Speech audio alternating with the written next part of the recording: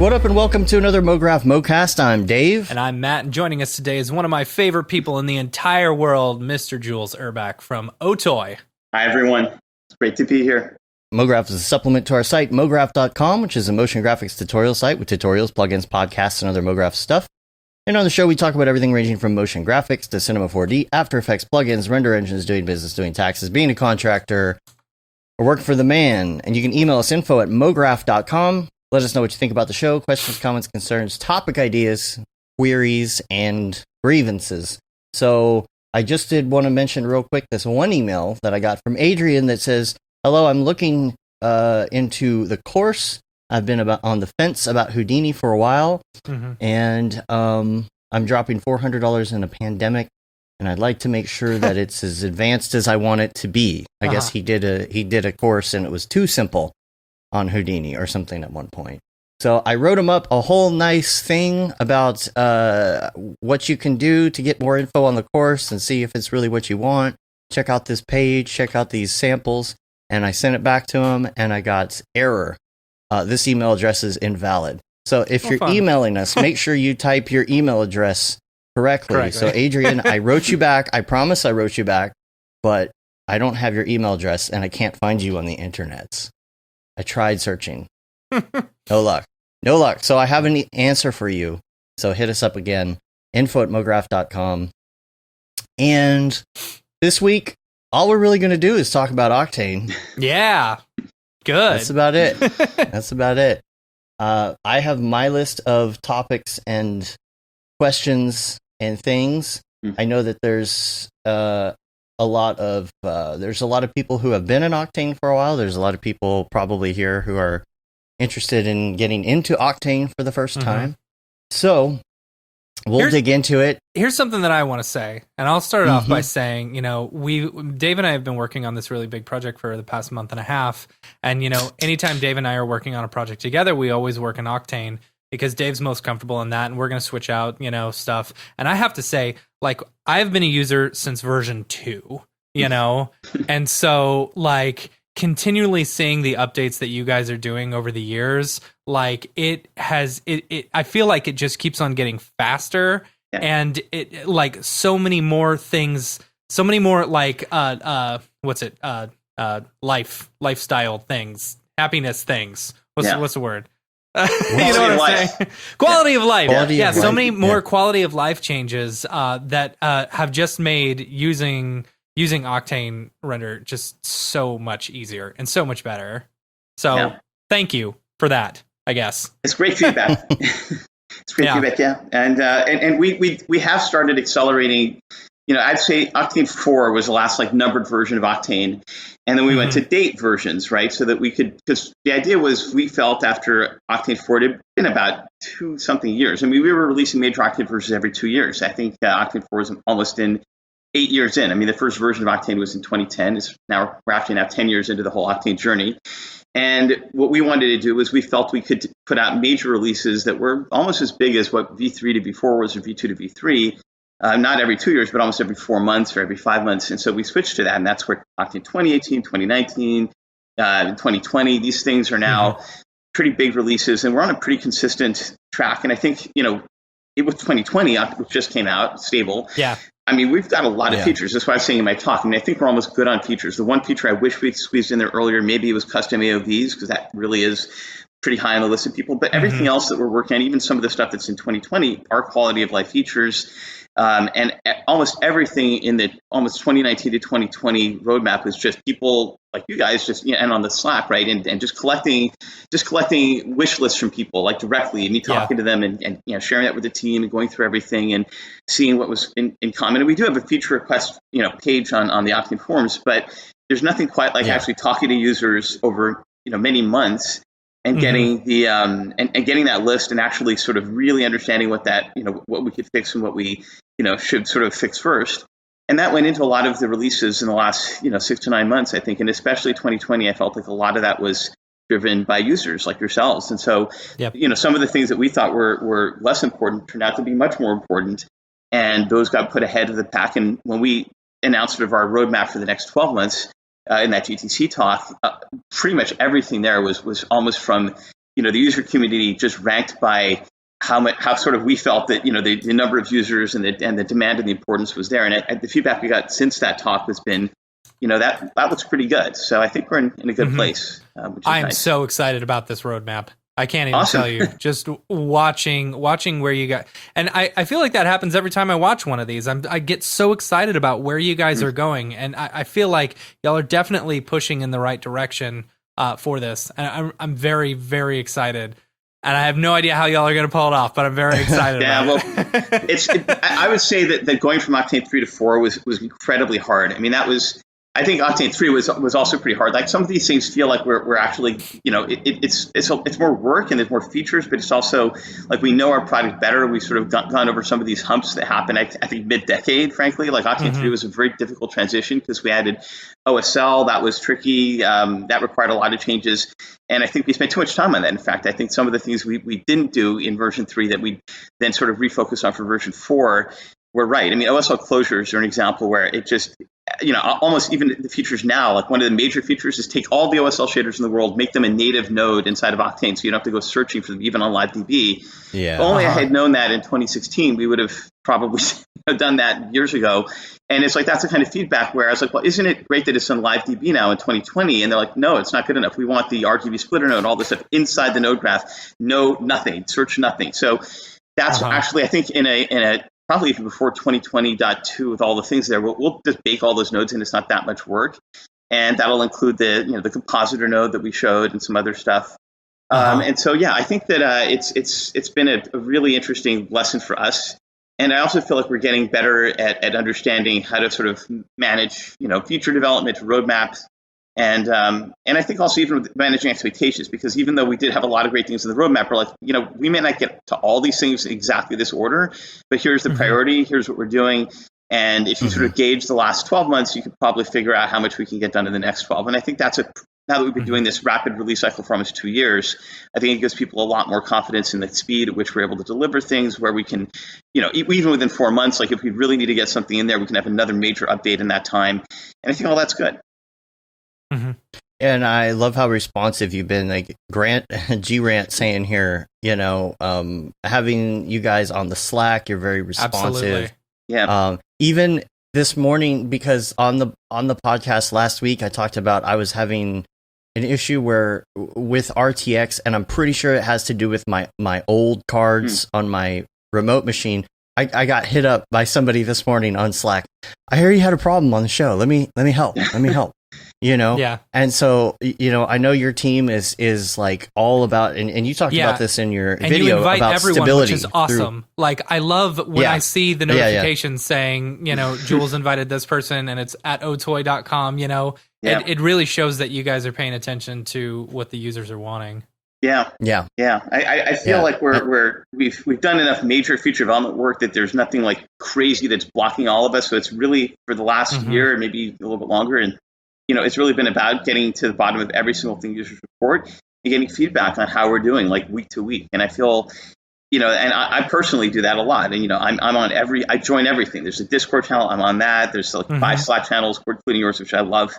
I'm on that, and every single time I hear the word Octane, like Candyman 5 times in the right, I'm there. I mean, it's the kind of thing where I take it serious. Like I love what we do. I love our team. I love the product, and I love everyone using it. It's truly, it's rewarding, and I don't mind a little bit of digging and making sure that we're really following up on stuff.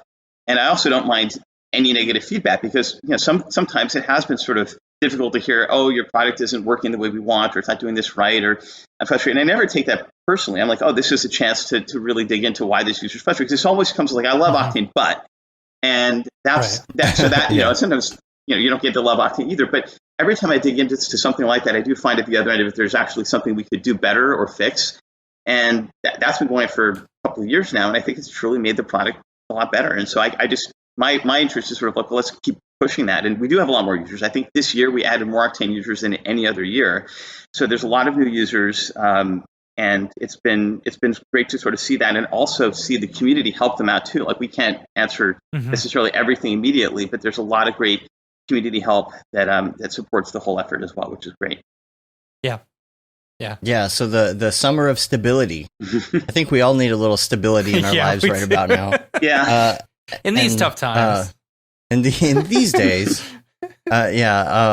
I think that's really great that, you mentioned that in the video, that you're kind of dedicating the summer to that, and I think that's great, because this would be what's the next one? What's the next version you're talking about coming out? We have 2020.2, which was released this summer. And we're in the middle of doing a lot of even since the stable of 2020.1, there's bugs coming in, there's things that not everyone in the world. I think, as you guys are saying, not everyone wants to test the beta, right? So there's some things that only pop up after a stable release, but not that many. I test the beta every time. Yeah. I'm always on the newest version. Yeah. Well, I think it's pretty solid. I mean, there's actually not that many things that have been reported since 2020.1 stable. So we're going to be doing an interim release, a 2020.1 update. I think that's probably a week or two out, maybe. And then that'll just have bug fixes. 2020.2 is going to have some of the deeper stability things that we've been working on, like we have a crash reporting system so that we can start tracking any crashes better. Awesome. We have been testing and have multi-process, where it's like a browser tab where if Octane crashes, it doesn't crash the host app. That is what I'm really excited about. Yeah. When I heard that during your GDC talk, I was like, that's killer right there. Yeah. It's not having to shut down my entire program in order to and reopen it and go back into Octane. It would be awesome. Yeah. Yeah. So that's in progress right now. So I'd say halfway done, and we're trying to test to see, I think it really needs to be tested in real world to see if it really does work as intended. We have it basically already that way in Blender. That's why we were like looking at why is, because Blender has to be that way. Blender has to have a separate Octane and a separate app, basically, but it works. And as you guys are seeing it, and some people are actually on Facebook, Lino shared a video showing how fast it is in Blender. What people don't realize is that's Octane running in a totally separate process already, and it's very interactive and it's very fast. So, and that's over a network connection that could run on a whole separate machine over LAN. So for what we want to do is just make it so that we at least have that mode as an option. And, there's no way for really Blender to crash from what Octane's doing. If Octane crashes, it just restarts the Octane process. And and we'll see. So we'll see if that, there's also a chance, and this is why we have to just keep doing research, is that maybe that isn't everything that's going on. I mean, maybe there's things that are just, that aren't exactly in the core engine that are causing C4D crash. So we're looking into everything at once, but the crash reporting system is basically done. The multi-process stuff is halfway through. And the other thing that we may do is there's a lot of these built-in OSL nodes, and baking them all in adds, like 50 different nodes. So we were going to maybe do that in 2020.1.1. But I think it's a big enough thing that we might make that a 2020.2 feature, put that out there sooner, and then have 2020.2 at least come out with that, probably still be pretty stable, and then add the stability features over June and July. And so I think that way, at least we're not holding back some of these simpler features that are, that relate to having these OSL nodes built in, because I think that's going to give people a lot of great new features. It feels like it's a little bit bigger than just having a .1 or 2020.1.1 or .2 release. So we want to probably put that out as soon as possible with whatever stability features we have, which can only make it more stable, and then probably roll out some other stability features over the 4 weeks or 5 weeks that follow.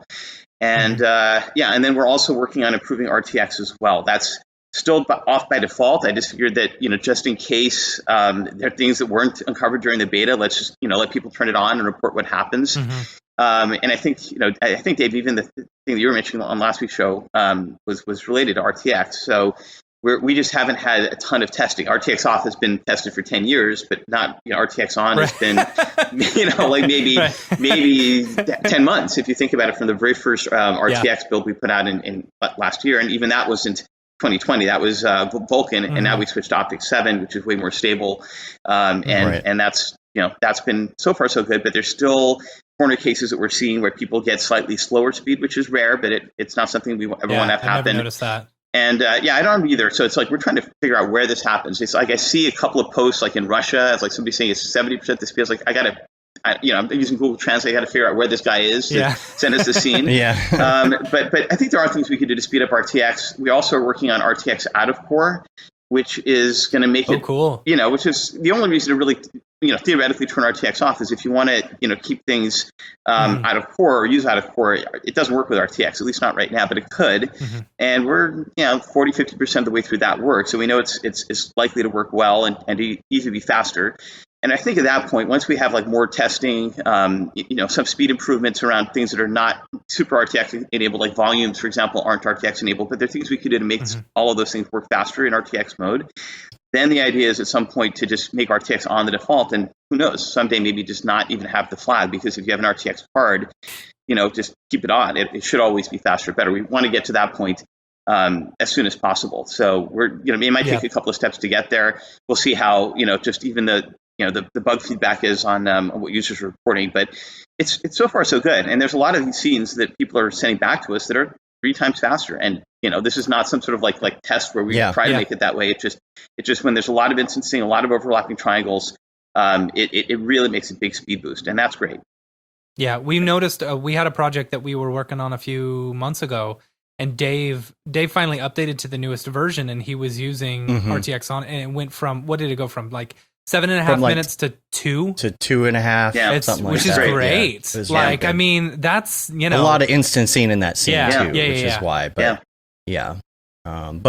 and for the chat room, I am taking down your questions. We will try and get to everything, so keep them coming. I'm copying and pasting for later. Got a lot of people talking in here. Perry was talking about the fact that they use Octane for SmackDown and WrestleMania. They switched from V-Ray and that. And a lot of people are asking about Brigade. I don't know if you want to flip to that real fast and while everyone's talking about it.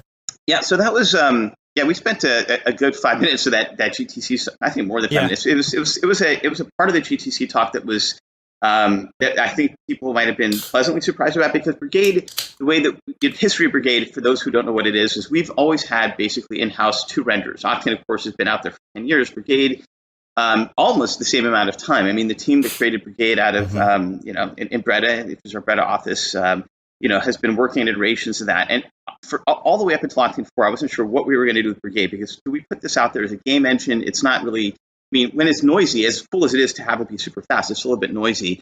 And so what we ended up doing with Octane 4 is we took the speed of Brigade in the scene graph. In other words, your ability to just move things around super fast, load things really quickly, and it was a lot of work. We put all of that inside of Octane, everything before that from Octane 3 and earlier. And what you ended up with when we put out Octane 4 is you could move around objects super fast, and you could do, we could drive Unity games and even Unreal, games with Octane, at least at the interactive speeds that Octane's, direct lighting or path tracing kernels would allow. And that was pretty good. And we didn't take from Brigade, though. What we sort of left aside was the shading. There were some things that we did in Brigade that were much faster than Octane, but they also weren't quite the quality. And we just sort of shelved that, for a while. But what happened around that time was that RTX came out, and RTX is a game changer. Now, we put out things where we're like, well, we're doing these tests, and it's 10 times faster. It is. Ray tracing hardware is 10 times faster than doing it in CUDA. So all of a sudden, some of the things that we had done in Brigade on the shading side, and we'd even been testing ray tracing hardware before RTX, long before. We'd partnered with a company called Imagination Technologies. They used to do the GPUs for Apple. They had probably one of the best ray tracing hardware implementations we'd seen, because it was running for mobile. So it was 2 watts of power, almost what you could have in your iPhone. But it was, getting you essentially, desktop class performance. And I still think that that's going to end up being in a lot of different GPUs. It's not just going to be RTX. I mean, AMD's announced and confirmed that they're putting ray tracing hardware in their next generation chips in the PlayStation, Xbox. I think you're going to see that even in mobile parts. Intel, I think, is going to have that in there whenever they get around to doing discrete GPUs. So I think NVIDIA is way ahead, by years. So, but the time that they put out, you hear rumors about Ampere having 4 times the ray tracing cores. I think that there's many things in RTX, right, that aren't accelerated right now that maybe somebody that's way ahead could accelerate, like motion blur, hair, things like that. I mean, I don't know anything more than the rumors say, but it feels like that's where things are going. But yeah, it's. I've been hearing those really high numbers on those rumors too. So getting back to Brigade, so Brigade made a lot of sense to get back to as a separate rendering product when 2 reasons. For one, we wanted to have, we didn't want to mess with Octane. Like, Octane is very fast in the viewport, but no messing around with the quality. We are making it faster. If people are using 2020, you're probably seeing a lot of other speed, not just RTX, but also, we've been. I feel silly because one of the things that just, for whatever reason, we didn't do it sooner. We've never had light primitives in Octane. Spectron was kind of meant to sort of add those, some of the fancy ones. But those quad and spotlights, if you, as I was saying in the talk, like if you use those, it's going to resolve the noise 4 times faster, at least for the first bounce, which also affects the other bounces. So it's every single other renderer out there has, their lights are basically special primitives that get sampled differently, and they barely, or they advise not to use mesh lights. Octane's been using mesh lights for 9 out of the 10 years, and it's amazing that the speed has gotten when you use that. But if you do use the quad and the spotlights and other light primitives, we're going to add, as you saw in this thing, we're going to add the different other primitive types. It's going to be much faster, and that's how the rendering engines have done it. The thing for us is we didn't want to make it any less, we didn't make it any different than if you used a mesh light of that shape. So we did that work, and once that was done, went into 2020, and that worked. But going back to Brigade, the idea there is that we can do way more. I mean, we are going to compromise the quality a little bit because it's not spectral rendering like Octane, which most other renderers aren't spectral either. And it does do a lot of shortcuts, both in terms of how it uses materials and things like that. But if you look at the A/B testing we did, right, where I was showing these. One of the well-known Octane scenes, like this Italian room scene that we've had for years that I love to try and test because it's a great art fizz scene. It's hard to tell the difference in that scene between Brigade and Octane. So in a lot of cases, the quality looks really good. And the idea is, Brigade will basically be a swappable. It's not going to be exactly like switching from direct lighting to info to path tracing, but it'll be something close to that. And the work that's being done to make that happen is really, really cool. I don't know if people have truly grasped how deep this effort is, but we're actually in the middle of the Octane engine. We're taking Octane out of it.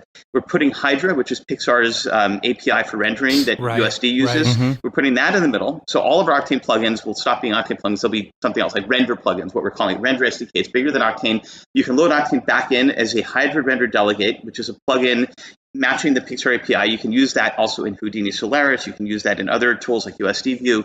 But what Brigade's going to be is it's going to be another Hydra render delegate. It can also work totally outside of the Octane plugins inside of Houdini Solaris and other tools like Katana.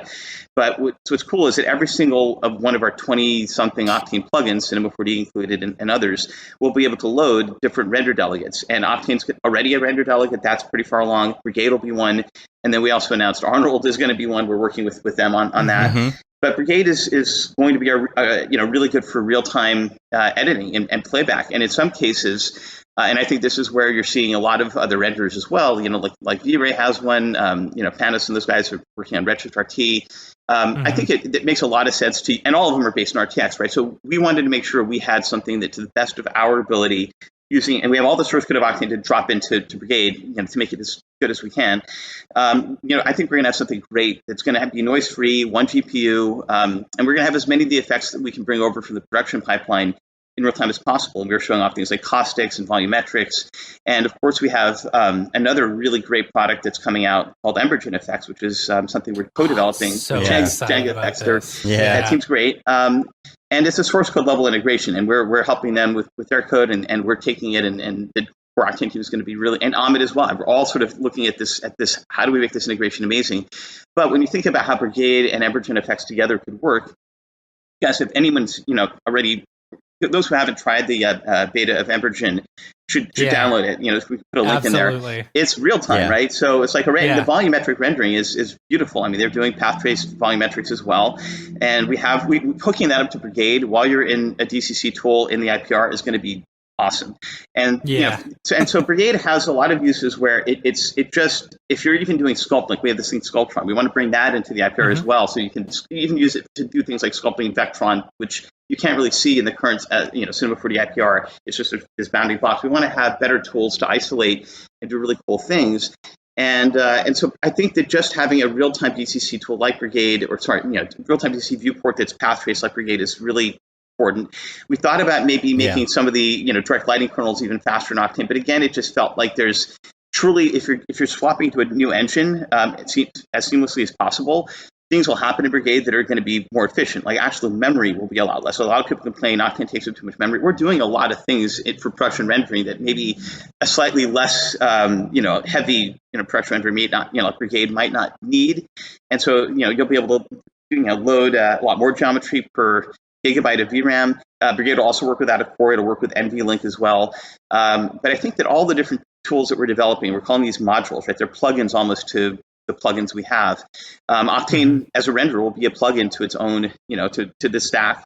Brigade will be another one, and I think the Embergen stuff, which we could get into as well, is going to be another amazing tool. So in some ways, focusing outside the core of the renderer and just on what people need just, from a tools and workflow perspective, I think is another focus for us this year. Mm-hmm. So how will the integration work with something like Unreal on that side of it? If you're doing, I know a lot of people are kind of crossing that line right now, kind of getting into Unreal. Will it act? Can it actually act as the default? How does that work if you're developing something that's more like a game? So I think you guys may remember, because this was announced years ago. I think it was almost 4 years ago now. We announced a partnership with Unity where Octane's integrated in Unity. You don't need to actually do anything. You just load in anything that has Octane and Octane material, whatever, and Unity will download the latest Octane plugin, which is now for integration through 2020, and it'll work. And our goal with Unity and Unreal just came out last year. It's Unreal, to be very honest, is actually doing really well. I mean, for professional users, it feels like, we have a ton of Unity users using Octane, but they're using the free version, which is fine. I mean, that's why we put it out there. But we're seeing a lot of people actually, Unreal's free too. There are a lot more people, to be honest, are actually buying, the subs and everything else to use Unreal and Pro stuff. So our initial thinking with Unreal was similar to Unity, which is if these two tools turn into a DCC package at some point, and by the way, Unreal just showed, modeling inside of Unreal, right? There's no doubt that and Unity added something I think called Poly or something, which is the same thing. So, working with both of these, companies, and they're both great partners, it's clear that they want to become more of a content creation pipeline tool, whether they, and there's a lot of debates I'm sure you guys have, like, is this close enough to replace C40 or Max or Maya? I think the answer is not yet, and who knows when, if ever, right? Because, C40 isn't staying still. I mean, they're evolving. But from a perspective, if you ever wanted to render Octane production quality graphics in either of these tools, and the tools were good enough to do your content in, we wanted to make sure that was fully supported. And so Octane for final render is one option. The other thing, though, is because we did add this sort of Brigade scene graph stuff in Octane in version 4, both of these integrations were also bad. If you ever want to render a real-time thing that's path traced with the denoiser or with some other improvements or enough GPUs, you could drive an Unreal or a Unity game in game mode with both of these engines. And I think that was always something that was sort of half there.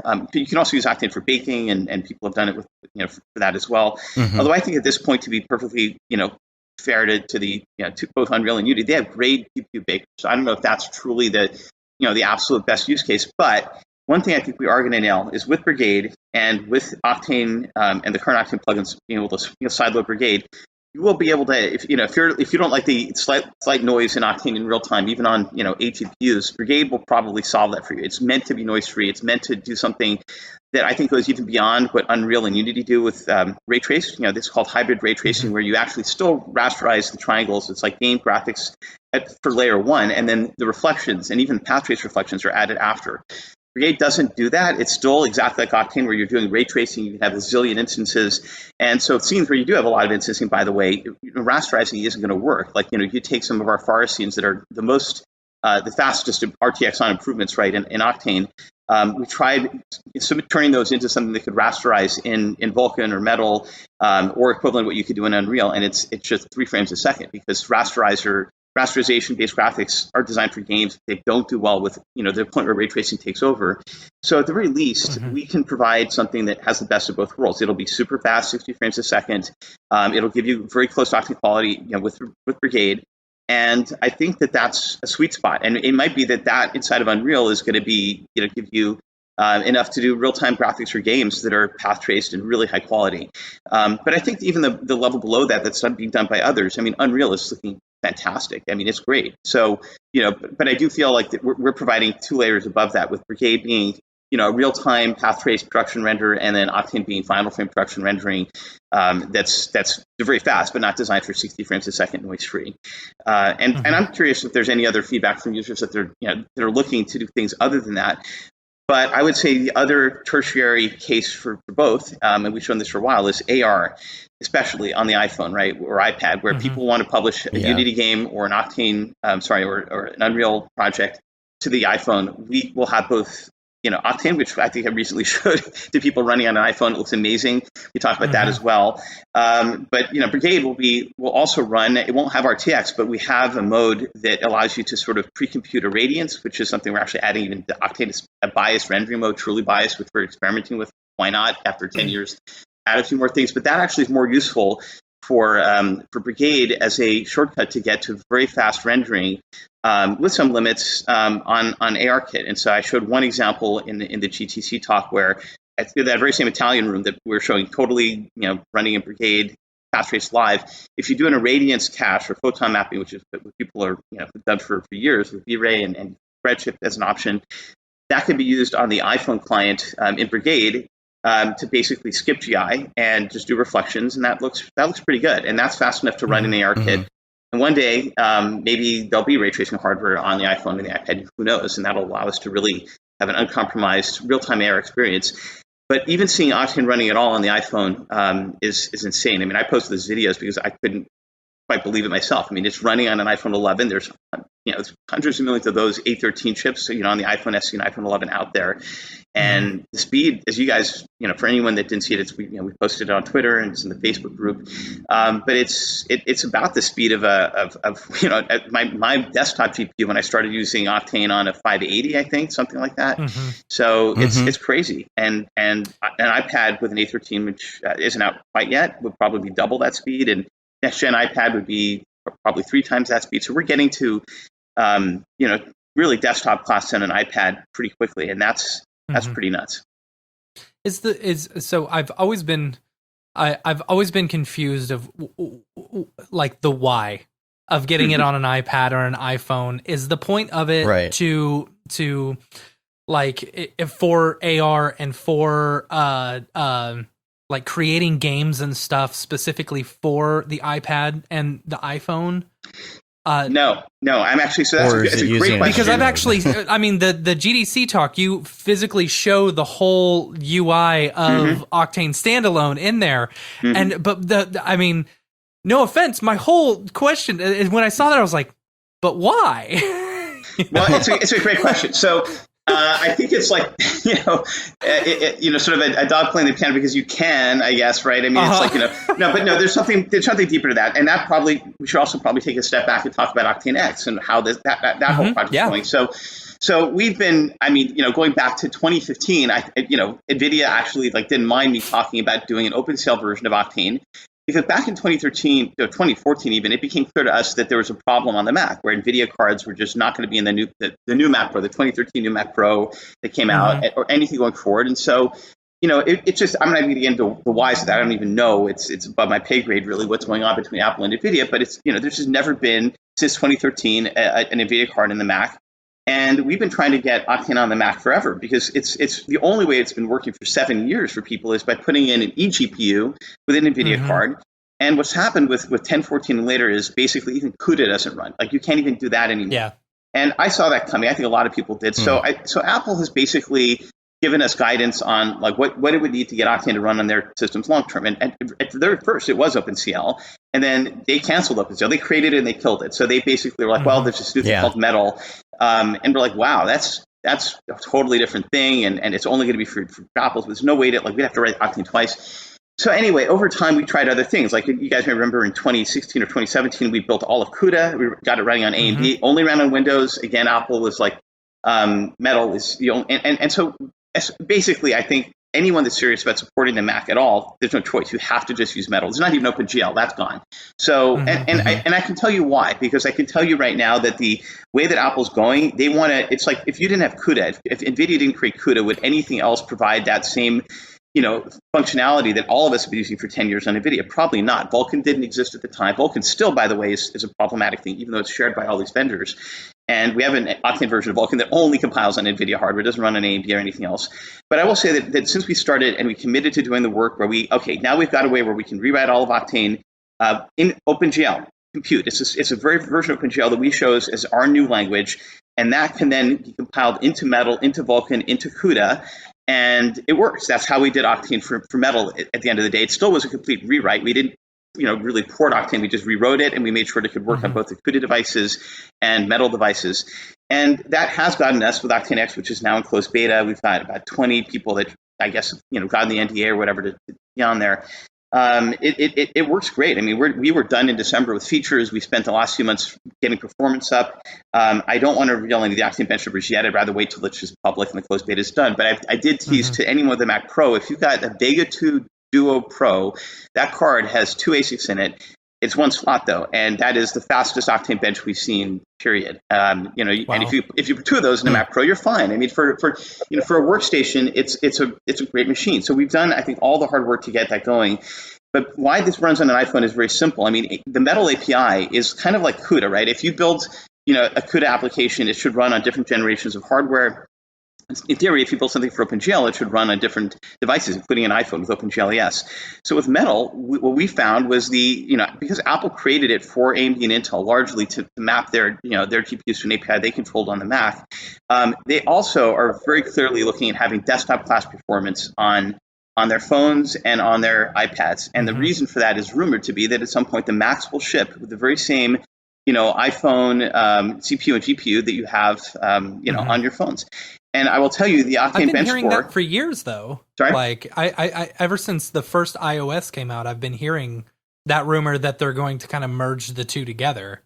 Yeah, well, I think what's going to happen is this, because I will tell you one other sort of nugget on the Octane bench side of things. So we did do an Octane bench test on the MacBook Pro 13-inch with an Intel GPU, right? That's all you can get with that. That is it's a 2019 MacBook Pro, so it's not the old MacBook.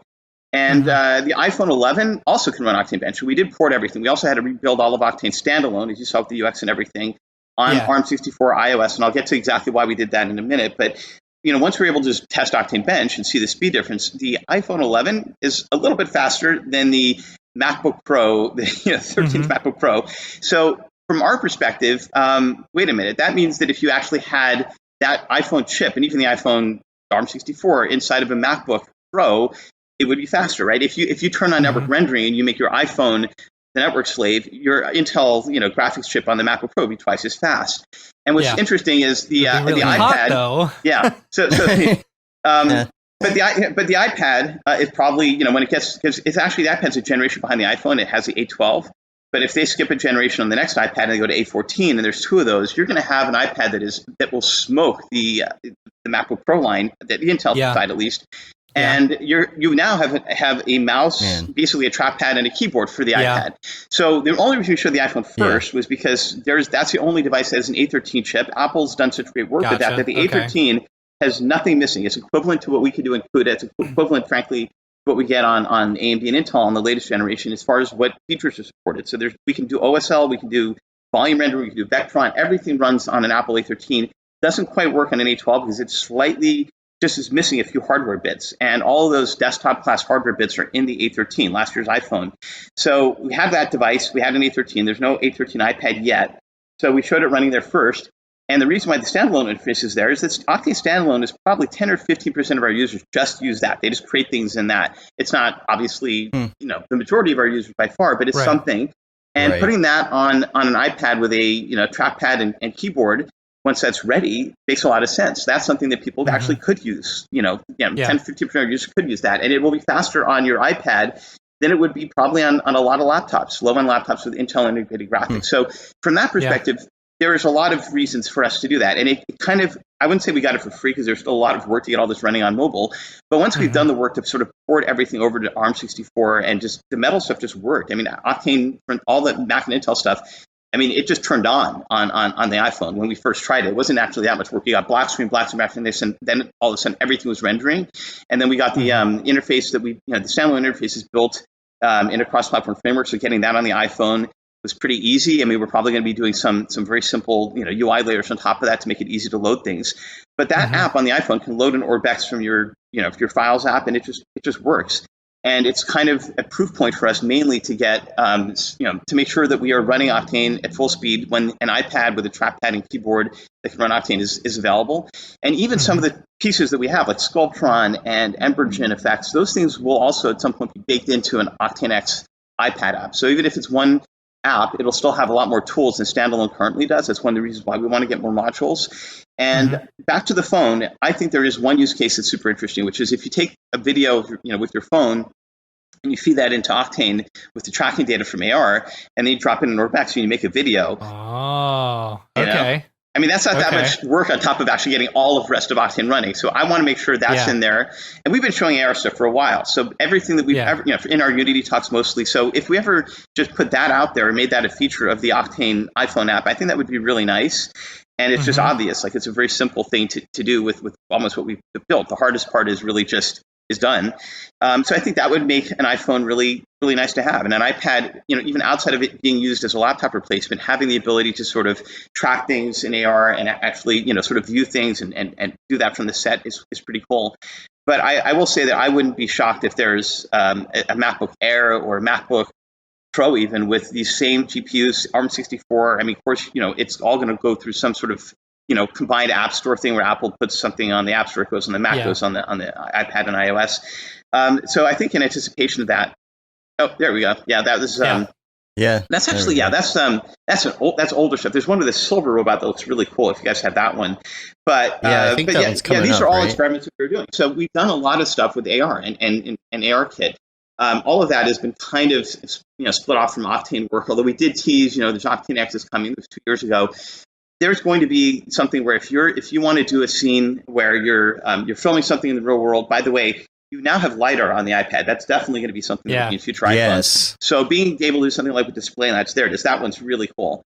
This is all running live. So this is essentially Brigade mode or the Brigade system that we're developing where things are even faster than Octane. There's less noise and it's still capturing the light and it's still casting shadows and everything. And so that kind of stuff is super cool. And I think that, insane. There's hundreds of millions of phones. There's a lot of creators filming things on their phones. So being able to give them Octane and especially giving them, all the stuff that would run in Octane, like all the, kit bash stuff you can just load in there. There's a lot of objects and files that I can totally see being ready to go. Like that's a scene that's an Orbex file that's animated from Fuloid, which is then to Mac. So all of these assets can be loaded on the phone, dropped in. You could do it live, but I also think that there's a lot of value to, on the right is this C4D desktop render with an HDRI. And our goal is, well, if that's, using a Unity asset, if we could put that on the phone and make that work in real time or even offline or whatever, it's great. And if we have final rendering possible on the phone, even better. This Brigade mode could still be just a preview of that. And then we also have render, which allows, if you don't have any other GPUs, you can just send it to the cloud with render service, which we're going to definitely enable on the mobile devices and finish the render at full quality, for hopefully not too much, on the cloud. And I think with tons of iPhone users maybe leveraging that, especially if we give like a little bit of free render credits to try it out, I think it could be really cool. So. Yeah, that's sort of my vision, even for this year. I mean, I expect to have something out this year that we could leverage on the iPhone. I mean, what we were showing those videos was basically already working. So I think there's probably a bit of UX work to do, but it's not that much. And I think AR going forward will be something that we'll see. I mean, I think it's a whole different audience, a lot more casual audience that maybe had never thought of using Octane this way. Never had a very simple interface to Octane. And I have to say that I love all our tools. I even love standalone, but they're all very complex, right? If you just want to have something that my mother could use, which is my example, and you can drop and click something in there and do something cool in AR, that would be great. And I think that the great thing about Octane is that there isn't any. It's not that complicated. If you have a good presets, you can get a really nice render out of the box, even on a phone. So we'll see. We'll see how it all works. And but I think that the prospects for that is pretty cool. Yeah. Well, even with the big Apple rumors that someday they're going to have, a headset and everything else to integrate with AR, imagine, because all the objects that you're going to work with, you want them to feel like they're actually in the room. Yeah.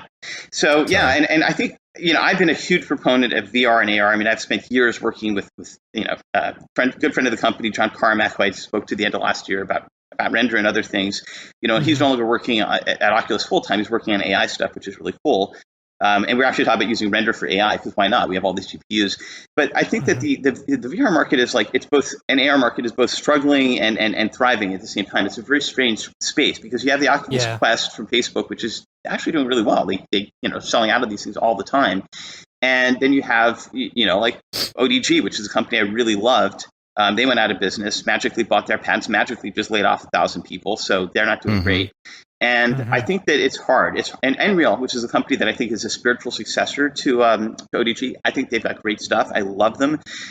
We'll see. I think what everyone's waiting for is to see whether Facebook and Apple, maybe Google, the big guys, really do this right for consumers. Because doing enterprise AR or VR is like that's kind of a safe bet for the HoloLens and even for Magic, because what they're. But that's not what millions of consumers are going to use. And that's the problem, is that you really, I mean, I've tested some of the smallest AR glasses, the prototypes that were up to 4 ounces. It's still too heavy. I would not wear it. I mean, most people want to wear polarized lenses to watch 3D TV, right? So it's like, if that's too much, or even glasses if they could avoid it. So it's tough. But I do think I think that if you were to see a pair of Apple glasses that were like an Apple Watch, where it really was something that you could just feel was like a pair of sunglasses you put on, and it just worked, and there was, you know, and I think the way that it should work is if the phone is powering most of that, that would be interesting. And I think, you know, that's the only way this is going to fly, because any extra weight or heat on your head is a no-go.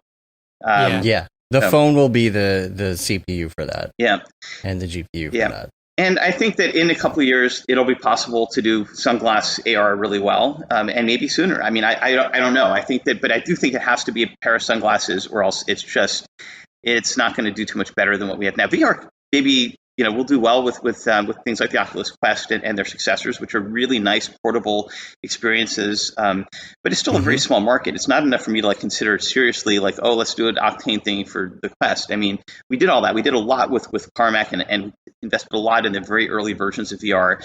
And, you know, we still have apps out there that people love, like Orbex Media Player, where you can bake your Octane seeds for VR. But we're still not quite at the point where we can really see a huge market for that, but that will definitely change once you have your phones, you know, all your phones sort of connected to remotely to a pair of glasses. Whoever gets there first, especially if they support the iPhone, where we've already got all this stuff working, that would be great. But I mean, I suspect it'll be like, you know, Android, iOS, whatever. There'll be different, you know, ways to get sort of the same effect. And while we, you know, a lot of people ask us, well, Octane worked on Android. In theory, what I was mentioning before about Octane on Vulkan, when we built everything for Octane X, we also made it so we could keep compiling to CUDA. We can also compile to Vulkan, which in theory gets us AMD Windows support and Linux support, Intel AMD Linux support, just like we get AMD and Intel graphics on the Mac. The problem is Vulkan drivers are nowhere near the stability of or the power of what Metal or CUDA have done. I mean, basically, I think Apple's goal with Metal was let's make it as good as CUDA. Vulkan, I think there is very close. We actually do have all of Octane running in Vulkan, but NVIDIA gave us way more support. They gave us essentially everything that we've ever asked for in CUDA. I mean, they're there in Vulkan as well. Like, we asked for all these things, can we do this, that, the other, and they did it. So Vulkan on NVIDIA works perfectly. CUDA on NVIDIA works perfectly, but Vulkan on other graphics chips doesn't. So when I look at even a powerful Android phone where Vulkan is a thing, and Google does do Vulkan, I'm skeptical that if we can't get AMD and Vulkan working on Windows, what are the chances this is all going to run in a stable way on Vulkan on a phone? One day, maybe. It's theoretically possible. But one thing that Apple's done is Metal is like their baby. They support it really well. They definitely make vendors like AMD and Intel, they force them to build drivers, I think, to a different standard so that they can support the features Metal has. And that also means that on their own GPUs with Metal, it also just works great. So we'll see. Either way, it's exciting just to have this all running on AMD and Intel on the Mac and even on the iPhone. And from there, we'll see how the industry evolves over the next couple of years. But Vulkan hopefully gets to the point where it's as powerful and stable as Metal is across different vendors' devices, and then we'd really be able to support Octane everywhere and do it well. A couple questions I want to get to here. I guess the first one is it using the front camera to generate HDRIs on those ARs? Like, how is that working? Because, you can see the shadows, the reflections when you move different things. How is it? Is it using the camera to generate that? Right? Yeah.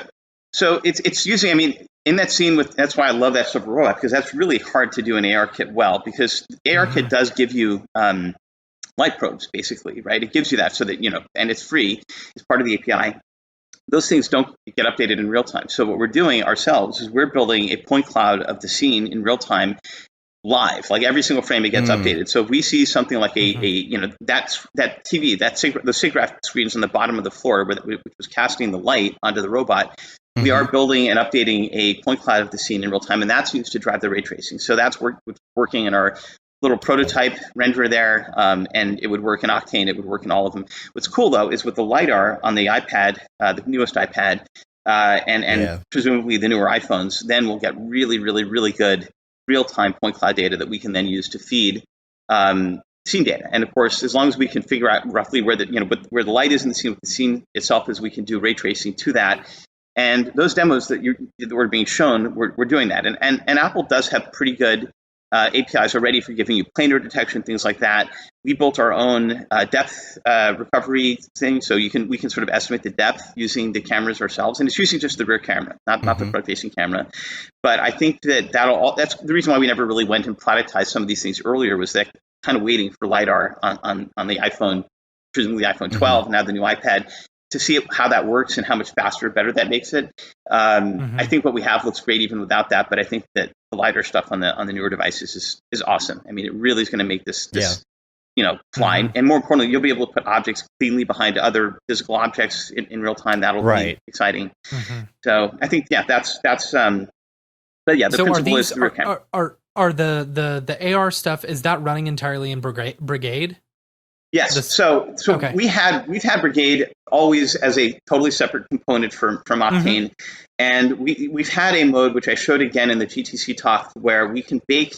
I mean, I don't think that Silverbolt was even using. So Brigade on the iPhone essentially could do ray tracing, and it could do AO, and it can do kind of like direct lighting, but it's noisy, and it's also nowhere near as fast as what it is with an RTX part. So what we've done in at least some of these cases is we'll bake the global illumination into the Orbex file, and we'll run it in the AR kit so that it just doesn't have to do as much ray tracing or as much tracing, and it still looks pretty good, and it's still noise free. So that work, I mean, those kind of sped up shading things where there's just less noise and reflections and in AO and all these things, that is part of Brigade, even on the desktop, even with the RTX version. But it's a cut down version that we built, even before that, mainly for ARKit. So now that we have all of Octane running with all the full production rendering pieces, we'll also have a version of probably full Brigade with production rendering in there, and then we'll also have a simpler mode where take the irradiance cache or the light cache, probably generated by Octane, since it's going to give you the highest quality, feed that into Brigade, do less ray tracing, do it all in real time, and have it look great. And that's kind of what we were showing in the videos you shared, and then in GTC we also showed, I think it was on an iPad, it looks great. I mean, even the keloid robots with the irradiance cache look really nice, and that is something that is, there's a baking step required. You could even bake it from the phone, because now that Octane's on there, it would work, but that's kind of how today's iPhones and today's iPads could do, that kind of quality, ARKit rendering, at least for very complex scenes where Octane lighting needs to be, at that quality. But for simpler things like an individual object, I don't think that's actually even necessary with Brigade just running with lightweight, direct lighting and ambient occlusion and ray trace reflections, because that only gets really complicated when you do have much more complex scene and environments, something like that, interior archviz scene, running in ARKit, that would need a pre-computation pass on a current iPad or iPhone. Now, as far as just jumping back to Brigade and Octane in the different DCC, when you're talking about developing all these individual programs, Embergen, Brigade, Octane, all into one thing, will we be able to? Are you talking about being able to build that into? Sorry, what I'm trying to say is in Blender, how you can jump from EV or cycles depending on which one you want to use. Same with Arnold, with the Arnold GPU and the CPU. Is this something similar to that, where it's going to be, you can flip on Brigade or turn off Brigade and go straight into Octane render? Yeah, it'll basically mean that anything you can render today in the Octane IPR and any of the plugins will just have one more switch to go and switch on Brigade mode. And I would say it's almost equivalent. The way that Ahmed's probably going to expose it in the C4D, live viewers, you're probably going to have a drop down with path tracing, direct lighting, PMC, info channels, and then Brigade. And and if we keep going down that path, and those, so Brigade and Octane are the two that we're internally building. We also, people love the anime kernel, this which we're showing, which is actually running. It's a totally separate render, either, just so we could test ray trace outlines and things like that. That may be a third one. Like once we have the ability to sort of drop in renderers that are based on the API. But I mean, we're also probably just going to end up having that be a mode that's either in both Octane and Brigade. I mean, essentially an improvement on the tune shading mode we have. But yeah, it'll be as easy as switching. There'll probably be, if anyone uses Houdini Solaris, Houdini 18 with Solaris, there is already an option there which is similar to what we'll do, where you can switch between Karma, which is their renderer, the RenderMan, Arnold. I mean, we have a plugin for that. Redshift has a plugin for that through Hydra. And it just, essentially the scene doesn't change, the program doesn't reload, it just switches renderers. And that's exactly how we'll do it with Brigade and Octane. It'll switch renders. It should be pretty fast, especially between those two, because we can at least, we'll be able to share and cache a lot of the same data between those two renders, even if it's through the Hydra API. And part of why, we haven't talked a little bit about our relationship with Autodesk and Arnold and why we did all this, but or Render for them. That's a whole discussion there. But I think just going to how the switching will work, the idea is that even if Arnold doesn't have a plugin for like Unreal, right? We have Unreal plugins. Right. Any Hydra render delegate, and even Redshift, right, which has a render delegate that's built for Solaris. In theory, we can help, and we're open to everyone, by the way. So it's just like with Render itself, we want to support as many as we can. But any of the Octane plugins, which you all get for the studio tier, all 20-something of those will be able to load Brigade and Octane, and next would be Arnold. So you'd get Arnold in the IPR in tools that Arnold hasn't even built a plugin for. I think they have six different integrations. And that's pretty cool. So it's also necessary. There's a reason. It's altruistic. This is like, well, it's great to be able to give people more renders. But Hydra itself, the way we're doing this, it's hard to do inside of your DCC. Like Blender has it on their roadmap for 10 years out or something. So being able to bring in any Hydra render delegate into Blender is great. Into After Effects or Nuke. All these things don't have this support yet. They might eventually, and that's great. But we need something else from being able to. The reason why we're supporting multiple renders besides our own, and the reason why we partnered with Autodesk and Arnold, is going back years to Render. And maybe, I don't know if we want to cover other topics before we get into Render. But Render is I've always said, it's bigger than just Octane, and it will have more than just Octane on the service. So in order to make that work, we almost, we're not going to, build this thing 10 times. We basically need a way to bring in third-party renderers that we'd want to have on the render service. Sense.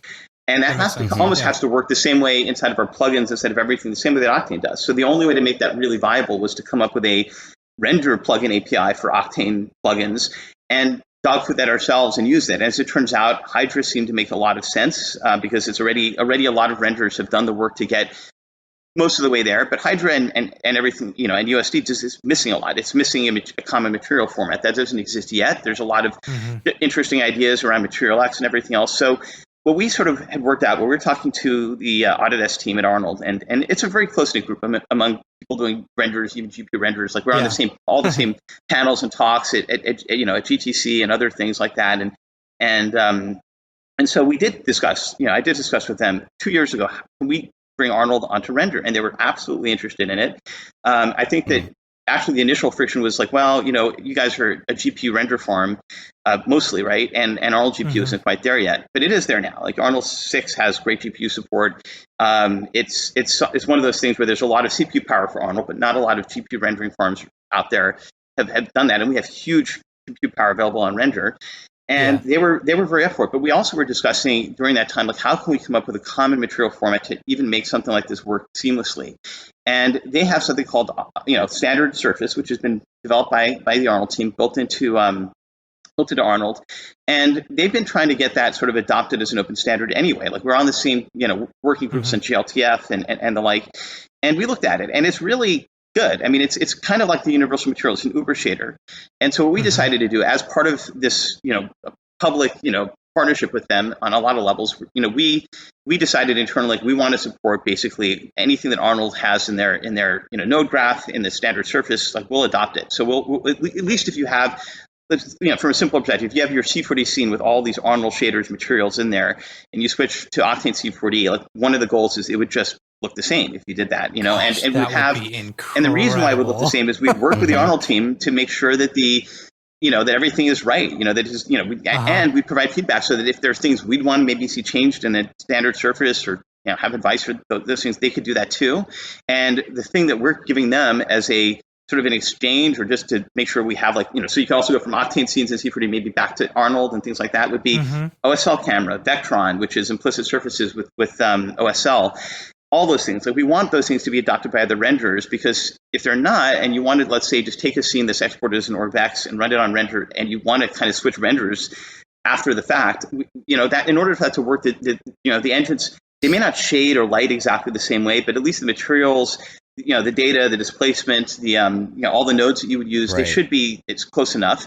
And our hopes are that if Octane and Arnold can get this right, where it's like, we're two independent renderers, we develop pretty independently of each other, but if we can sort of converge around the best of both. And if we can actually have, I mean, I think the Arnold nodes are really good. I mean, we've, as I said, we've probably made a big sort of oversight in not building in more, because you can do so much in OSL. Most of the work to get Arnold and Octane, other than standard surface, which is going to be a very tightly efficient material node, everything else is kind of doable in OSL. Like, we're going to be doing a lot of that stuff, even Spectron, right? We're going to duplicate all of the Arnold lights, the standard lights that they have.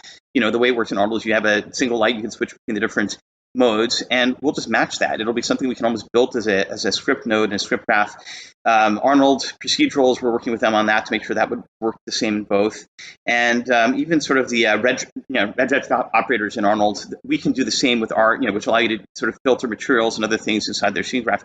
We want to make sure that works. And the idea is that if you export on Orbex, it'll probably at that point have USD instead of Limbic inside of it. We'd have still have XML. Maybe we could even improve Material X, so it could be used that way. But there's no reason why an Orbex file at that point couldn't be loaded into any other tool, even Arnold running in Maya, and render correctly in Arnold for Maya. And Orbex itself is open. Like we're all of the Orbex spec, everything is documented.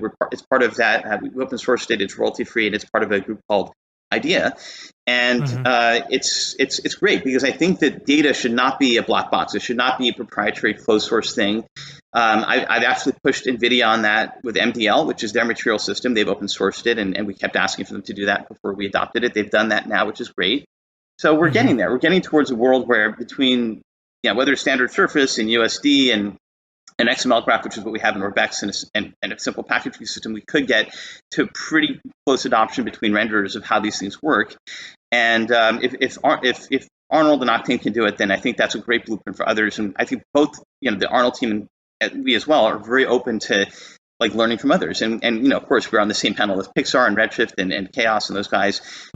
Corona guys are great. I mean, there's a lot of really good ideas out there, and I think we're all sort of eager to figure out how to get standards to the point where crossing renders is not going to be that big of a deal. That's awesome. Wow. That's a big undertaking. Yeah. But I mean, if it pays off, that changes the way all of us work. That's awesome. Yeah. Yeah. See, that's the type of good quarantine news I need to hear. Yeah. Quick question. Has there been an update from the Marvels comic book? Oh, yeah, that's right. Yeah. The last time we talked, was that even a thing? Did we talk about that at all? Did you guys show the? I don't think we talked about it. Oh my god! So here's the thing. I was as surprised as anyone when I, I kind of was. Let me back up a bit. So one of my closest friends is an artist named Alex Ross. In fact, if you guys ever entered the Oculus contest, he and John Carmack, another buddy of ours, were the judges with me. So I've known Alex for 25 years, and I mean, he's a friend. I've seen, he called me up and he's like, Sam, I need a photo of you for something. I'm like, what? He's like, I'm not going to tell you. So I just took a few photos, and next thing I know, I see previews, which is like, this is the Marvel solicitations for May or whatever, and it's me on the cover, and I'm like, what the hell is that? And then I'm like, and I wasn't even, so I knew that because Alex was painting the cover that was supposed to be me. So I called him up, and I'm like, well, tell me what the hell this is about. He's like, I can't tell you. You have to read the book when it comes out. But I was like, well, do I have any superpowers? Do I die at the end? Like, am I bad? Am I good? So apparently I'm not bad. I don't have any powers, but I do have a fantastic car, and I do run a company in the Marvel Universe. And I'm like, holy crap. He's like, yeah, well, when we're creating the characters, me and Kurt Busiek, the guy that is a writer that he's been working with for 25 years as well, who did Marvels, which is a great book. This is like a continuation of that 1994 book. It's like all the Marvel Universe characters are in there. And there are some interior shots where they, again, just because Marvel showed it, right? I'm next to like Captain America, and it's the craziest thing in the world. And apparently, I guess my name is Kevin Schumer. And I'm not a bad guy, and apparently but I don't know. I don't know the story beyond that. So I get to find out with everyone else. Now, because of COVID, I guess the comic book stores closed down, so I think it might be delayed a month or two. But the book is called The Marvels. It's got all the superhero characters in there. Yeah, like that. There's Cap, and I think to the left, I even for an hour. This is on my there's me, and it's wild. So there's 6 new characters that Marvel created for the series, and I was like saying I thought I was in the second issue, and then Kurt Busiek, the writer who I've never met or even spoken to, tweeted back to me, "Oh no, you're in the first issue, buddy." I'm like, God, this is crazy. So yeah, it's like a dream come true. it's truly, That's awesome. It's truly, I'm bucket list. I mean, I'm good. It's crazy. Yeah. It's totally crazy. So, dream come true. See, now they'll get you to play yourself in the movies. I should. Right? I should. Yeah, there right? you go. I mean, it would be an outrage if it weren't me. And the craziest thing is we work very closely on all these Marvel movies. I mean, it's not just Octane that gets used for rendering. I mean, it's not like a secret. We've all of the Avengers, everything. We've scanned in for Lightstage or other capture strips, all of those characters. I mean, I've met all those actors. And I can't get into the details, but even very recently, we're working on Marvel movies, and it's been for our life stage. So, I was scanning the life stage, 5 years ago. If they ever, you're all ready to go. But that is for me a dream come true. can't even process it. I'm still not sure exactly, what it all means, but it's awesome. I'm excited to pick that one up. Yeah, it's funny. All right, I got a bunch of questions here we can dive into, and then I have an entire list of my own that we can get to as well. All right. Okay, one of the questions was, I think there was a deal, like if you bought a Mac Pro, the new Mac Pro 2019, that you get a license of Octane. Yep. Is that still the case? That is still the case. Cover that one. Cool. Let me, there's a caveat though. I want to be clear what they're getting. So they're getting a full enterprise license with 1 year of maintenance included. And so basically it's essentially, you can use multiple GPUs, network rendering, and once the activation, the 1 year of maintenance, I mean, until it's fully out of beta, it's going to be free anyway. Once we go to public beta, it'll be free for everyone to try. And once it's out of beta, that's when the 1 year of maintenance officially would start. So if you want to keep using it after a year, especially with all the plugins, which are part of the maintenance plan, remember you get all the plugins for that. You'd have to continue maintenance, but frankly, we've also, just for people that don't know, by the way, maintenance is an option even if you have Octane 4. It's actually, if you're an Octane 4 perpetual license user and you want to use all the stuff that you get with an Octane subscription for $30 a month, the enterprise tier, it's half the price. So maintenance is inexpensive, and we're going to have good deals for Mac users where that first year will be fully covered. I think that we may let them keep some pieces, like when you buy perpetual license, you can keep like one plugin or standalone, something like that. But we're also looking at extending it. I mean, part of this is Mac users have been literally in Siberia for 7 years, so we kind of want to make it a warm welcoming and not having to even pay for Octane. For a Mac Pro, which clearly the user are making a huge investment, that felt okay, and we can do that. So that's the deal there. We might also do something with, obviously the iPhone version of Octane probably will be free. iPad version might be free. So we're going to experiment with that. We're not looking to monetize the Mac version, as much in the first year. We want to just get people comfortable with it. We also want to see if, price is an issue, how many people actually would use, Octane on a Mac Pro. What's the size of that? And so if we, if those users didn't get, I think that free, version, it might not get us the kind of data that we would get. And we do give out Octane for free for that very reason. Like when we found out Octane for Unity usage was this much, Octane for Blender, the conversion rates, very helpful for us to know how to price it and even whether it's worth it to have a free version. And Octane for Blender and Octane for Unity and so on for free has actually led to sales. It's not like an insane conversion, but it feels like we're not losing money, we're gaining money by doing it. So that's kind of why we took that approach. Yeah, I think one of the big questions that's coming up now, not just with Octane, but like anything that's trying to stay, on the Mac platform is it worth it, right? Because you have these people that are just mass moving back to PC because of their concerns with Apple, and so that's a question too. Is like how worth it is it going to be to sustain Apple down the road? It's going to be interesting to see where some of that goes next couple of years. Yeah. How interested is Apple in artists like us, or are they just kind of moving to the consumer? No, I can speak to that. I can speak to that because obviously we've worked with them for 5 or 6 years now on getting to this point. So, and they know everything about Octane because, it's just like NVIDIA does, right? It's like there's definitely an interest on their part. They put us and they put, Max on that stage last year, and obviously Max on, I talked to Dave a lot on these things. Redshift's also according to Metal. It's hard work. Really hard work, in fact. So, I really, commiserate with the effort, but it's also the value of that is the same. I think if you're a C40 user between us and Maxon, you're going to get great support. And I think that Apple has provided, at least speaking for us, and I'm sure for others that they're serious about. They're like, whatever you guys need in Metal, to make this work, we will add it. And they told me that years ago. And then they started to get serious about it as the Mac Pro approached. And, that's why we were part of the announcement, was like, we want to make sure that the Mac Pro truly has, and frankly, the Mac in general just truly has a really great version of Octane. So you tell us what you need in the drivers, what you need in the APIs. And that list wasn't long, but it was actually important. And we gave it to them, and they did do all those fixes. And I think others have as well. So I think that the Mac Pro is definitely, like, there's been a 7-year gap between the last one and this one, and that's been scary for a lot of people. But I think now that that's back, and now that they're looking at the Mac, and they are taking it very seriously, they're looking at the C4D motion graphics piece very seriously, and they're definitely, they've invested a lot of time in helping us, more than I've seen almost from anyone else other than maybe NVIDIA, in terms of that support. NVIDIA does enormous support behind the scenes to us directly, but also to all the renderers, and they take it. So, it's a reason why it's been NVIDIA only for 10 years. So I do see that kind of effort from Apple, and I do love working with them because I feel like they do listen. They do fix things very quickly. Uh-oh. You guys still see me? Yeah. The iPad I'm on is somehow running out of juice, so I might have to move this thing so I can plug in power. Okay. I do have power on there. Can you guys still see me okay? Yes, we can. Okay, great. Microphone hasn't moved, so I think that should be all right. I do see Apple supporting the Pro space. The thing that obviously is a little bit tricky is the price, because that Mac Pro is very expensive. Yeah. But let me sort of put out a thought experiment, which is kind of exciting to me. So we were talking about how a MacBook Air might have Apple GPUs in it.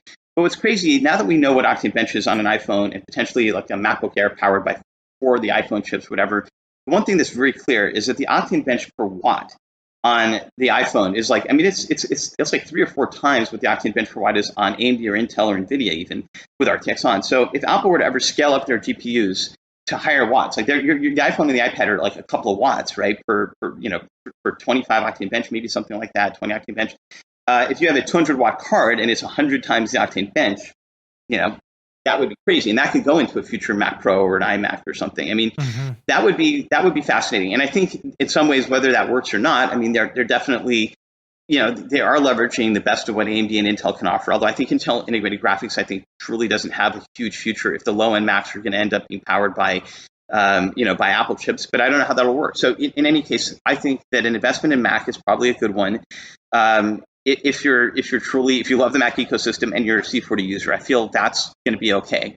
And if you bought a Mac Pro, you're maybe paying a premium, the Mac, the Apple tax or whatever, but you're at least getting, as I said, today those Vega 2 Duos, which I think the only computer in the world that actually, that can use them or that you get them for is the Mac Pro. Yeah. So, you're spending a lot, but at least you're getting the best single slot GPU performance money can buy per slot. That may change, when NVIDIA puts out their next generation, but there's something in a few days, right? Yeah. NVIDIA is doing something in a few days. So they called it Get Amped Up. I think that's the Ampere stuff, and everything I've heard, that thing looks like a beast. So it's going to be great for all of us, I think, to have that come out this year. One of the questions is, and I think I know the answer to this, is there any benefit for a 2013 Mac Pro eGPU user to switch to Octane X? And I would say probably not, right? Yeah. I would say, we do support eGPUs with Octane X. So in fact, we've been testing on the iMac. There's a Vega 64 in there, which is not, it's not that powerful. But the Radeon 7, which is what I've been testing as an eGPU, and in fact, I had 3 of them on an iMac. That works great. I think that the old 2013 Mac Pro, I don't even know. We haven't actually tested it. There's something, definitely can't use any of the GPUs in there for anything. It's way too old. So I don't know. I'd have to check on there. And right now, during the beta, we're really only looking at kind of like machines that have come out since 2017 mainly, just to sort of get that working well. So in theory, if you put a Radeon... Those people are... Yeah. Those people are probably using like NVIDIA cards in their GPU box. And that's probably working better, right? Yeah, I wouldn't switch if that works for you. I'd stay on 1013 and keep on that. But if you are one of those users that does want to use the Mac and you have an NVIDIA card and an eGPU, to use that with Octane X, the best option would be to put that in a PC. And the goal and where we're heading is that CUDA, NVIDIA, and Metal of any kind, on whether it's Apple GPU, Intel, or AMD, you'd be able to network render them together. They'd have the same exact output. So you could still at least leverage your NVIDIA card as a network slave on your PC. And frankly, if the Octane X license is free, right, for your Mac Pro or for maybe even some other Macs, you could actually just use the the network render option from your existing license, and it would essentially be covered. And we also do offer network slave licenses for $9.99 a month or something, less if you get a year. So it's not that expensive to get that going. I was going to say, you also talked about in your GDC talk talked again about headless rendering as well. Yeah. And was that coming in 2020.2, or is that still on the roadmap? It's still on the roadmap, and I think that part of what's happening with every release we do is that, and that's sort of, I think headless rendering is it's one of these things like 60 or 70% done. And the question is, do we, I don't think that should come before the stability stuff or even the node work. So I think we're just going to get stability and node work done first. And then I think we need to, I also just want to canvas people. Do you need headless rendering before custom AOV work or some of the other things there? The roadmap is it is like our best guess is in April 10th when I made that video was what do people want in what order? But even since then, it's been clear that maybe that order needs to be swapped or changed a little bit. So what actually ends up in 2020.2 first or in 2020.3 is there. Headless rendering is definitely close enough where it's like it shouldn't be that far out, but I also don't want to put that, it's one of those things where it doesn't truly give you a benefit if you don't need it, right? If you have a great GPU on your master machine, and frankly, even when we put out Octane X, it'll run on almost anything. So it's a question of whether or not we want to accelerate that. It's still something I think we should and can do this summer. The question is, do we put that ahead of some other stuff? And I think custom AOVs is one of those things that are, it's simple things, even like nested dielectrics is like, we're so close. That was a feature that, a lot of users want in terms of, that rendered effect. It's not that much work. So we're just looking at all those things. I think that everything in the 2020.2 and in the early part of that feature roadmap work is all kind of in play for this summer. And, we'll definitely, figure out where the headless rendering piece comes in. It definitely would be useful, for example, on an iPad, an older current iPad, because there's no A13 on that. We can't run full Octane. So the only way to make Octane kind of useful, even with the full standalone interface, would be to use headless rendering. But one thing we were testing, and we showed that for the first time, is you could use headless rendering not just with a GPU that's on your own network on LAN or Wi-Fi even, but over a cellular connection. Yes, and that was killer. That was so killer. So we did that over one of our CTO, Charlie, had a cell phone or with an Android phone with a Wi-Fi hotspot, for the MacBook, and that's what we used to connect to another PC that had the 22080 Ti's in there, and that's what I was showing in that MacBook running that kitchen, that interior artifice scene, and it was totally usable. I was like, this is pretty good. There's definitely a little bit of a like you're sending. It's almost like network rendering itself, where you send the data over the network slaves. It takes a little bit of data to do it, but once all that's there, you can still move objects around and relight things and change stuff. And what's crazy is that with 5G, frankly, it's not going to be the craziest thing in the world to use your phone as a hotspot from your laptop or even from your iPhone, right, or for your from your iPad, and that's going to make the latency on 5G and even the speeds are crazy. So it's like, but even on sort of LTE or 4G, it's pretty usable. It's not perfect, but it's usable. And so I think that was like when we enable headless rendering, we do want to make it so you can just connect over the internet back to your home machine and just use it that way. That would be insane. Yeah. That would be absolutely what's the hurdle? Being able to be at the beach and use your phone as like connect to that and then be able to use your home computers. Dude, I just work from the beach the whole time. Right? Yeah. Well, that's the thing is there are solutions that do that really well already. I personally use a bunch of them, and we've built our own streaming stack ourselves.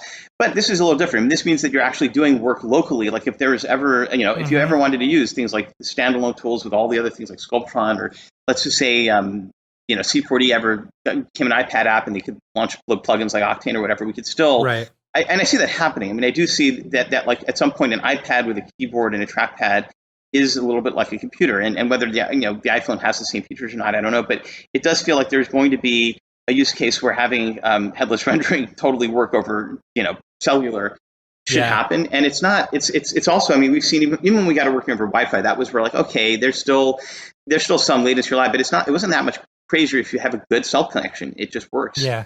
And, and if it breaks down, if you still have the ability, even on that device, to still do some local rendering, that's pretty good. The biggest issue with the iPhone right now is VRAM. We're even though the iPhone has maybe 3 gigs, it only has 2 usable. So, you're back to 580 as far as what you can fit into memory practically. But the iPad, the 1 terabyte iPad, the one I'm actually talking to you guys on right now, has 6 gigs of VRAM, which people may not realize. That's a lot. And if there's a newer iPad with 12, I mean, you're getting into pretty good. Pretty good. Can VRAM. you do out of core on the iPhone? And no, you know why? Because everything on those devices is the same. System memory and GPU memory is shared between. So it's 6 gigs of video memory. But it's also 6 gigs of memory. Period. For the CPU. CPU and GPU are one chip, one memory. And there is one thing we can do on those devices, which is we can use texture compression way more than it's like 10 times better compression than on the desktops.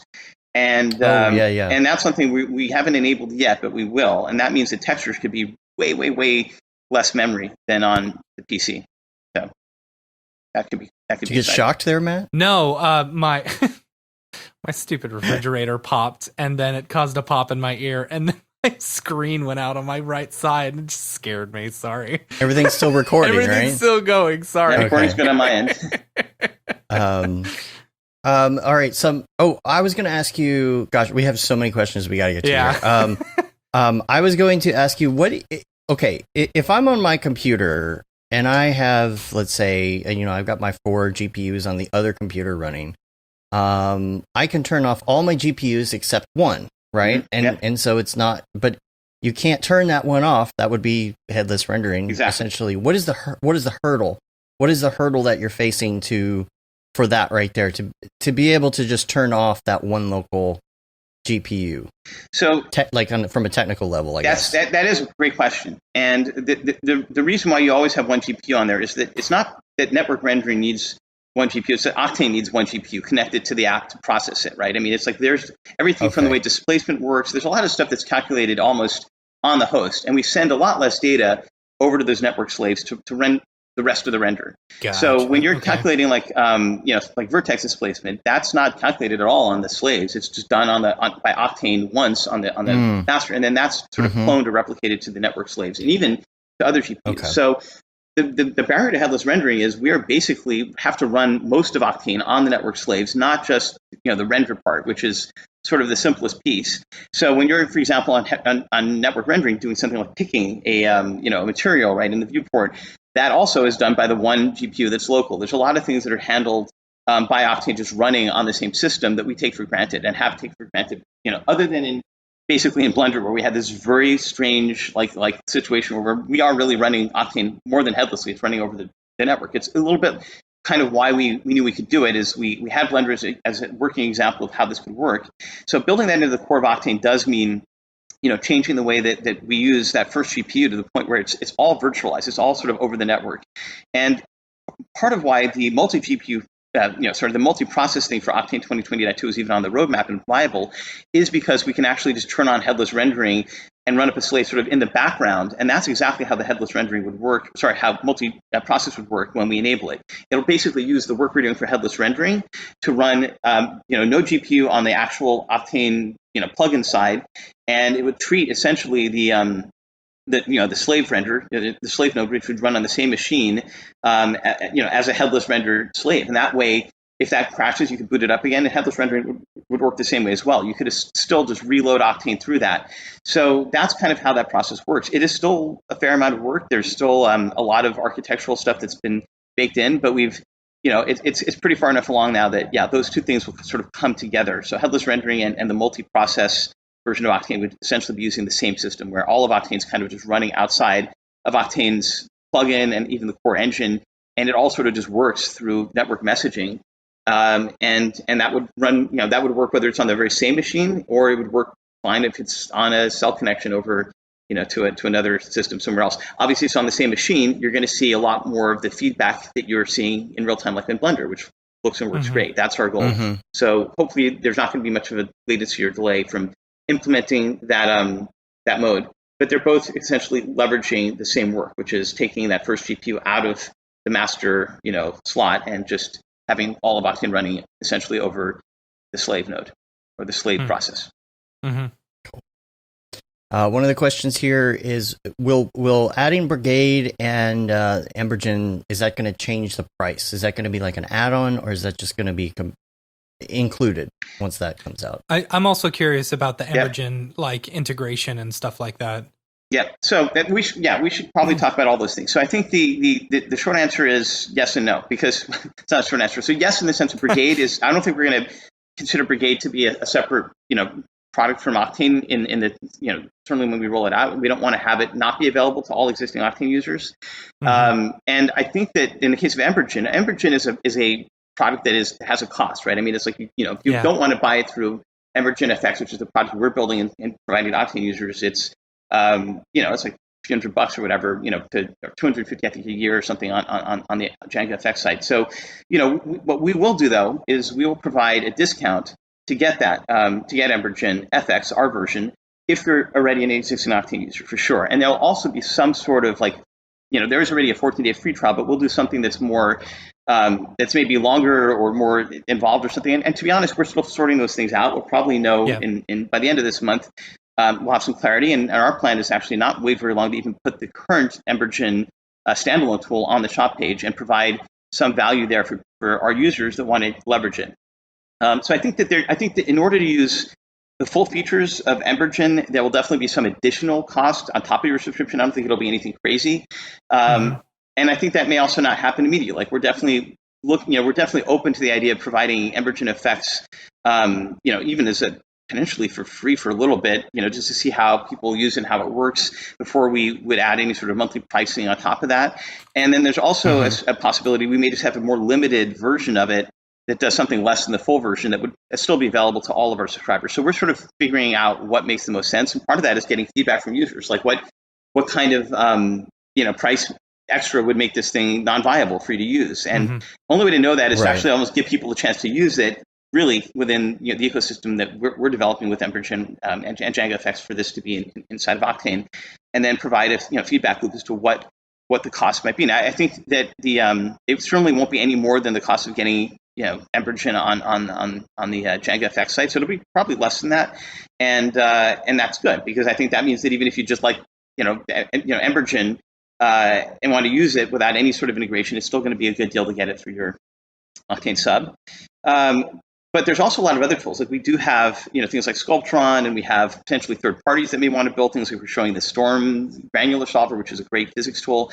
So I think that what we're going to end up doing is almost giving people the option to get very inexpensive subscriptions to tools that are third-party tools. And Embergen obviously is like not quite first-party, because we're obviously taking the code and we're building the product with them.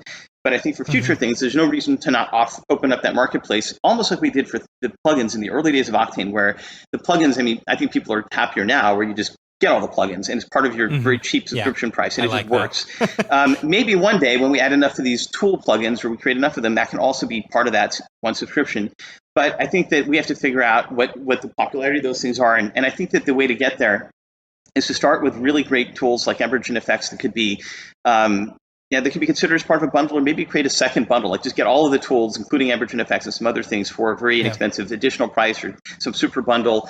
And I think also letting people just look at the SDK that we've built. So one of the interesting with Embergen effects is it does not work on the Mac, for example, or the iPad. We're going to take the same cross-compiler, render SDK we call it, right, that allows you to cross-compile Octane onto these different backends. Take the Embergen source code, do the same thing, so that will allow it to run on the Mac and on iPhones and everything else. And if we provide that as an SDK for all potential tool developers, we use it ourselves, then having a marketplace for those things, or even allowing people to make it be usage-based, maybe render credits pays for it or something, I don't know, something along those lines is interesting. But yeah, our goal is to try to get as much value as possible for one monthly cost. So whether it's a little bit more or around the same, I think Embergen effects and certainly Brigade is going to be part of the sort of inexpensive pricing model we have now. We're not looking to make it anything too much higher than that to give people everything. So I'm curious about the integration with Embergen. Like as of right now, if I understand it correctly, they're just a standalone program, correct? Yep. Kind of like Octane standalone. Exactly. But then you've created all these additional downloads for all the different DCC. Are they planning on doing that and incorporating that? I don't know if you can speak for them directly, or if you Yeah, so I would love to be able to use Embergen directly in C4D with Octane Render. You know what I'm saying? That's why this partnership actually exists, because that was not really on their roadmap, but they were seeing a lot of their beta users using Octane and trying to export from their standalone tool into Octane and vice versa. So it was a very straightforward way of exploring how we could do something together, because the arrangement is really that the reason why we're taking the source code and we're doing all this development work is, I mean, there's a sort of feedback loop where I think can also help them make a better standalone product. But what you're talking about is something that we're going to be building anyway in Octane. Like, we're building a system where third-party renders, like Arnold, or our own renders like Brigade, or other tools can be built using this SDK, right? And the way the SDK works is that once you build it once, it works in all Octane. It's like it'll work in Octane standalone. It'll also work in all of the Octane plugins, just as if we were to add an OSL shader in one plugin. It'll work in all the other ones too. So the module SDK is essentially like a Photoshop plugin equivalent for Octane itself. Like, you're just extending Octane.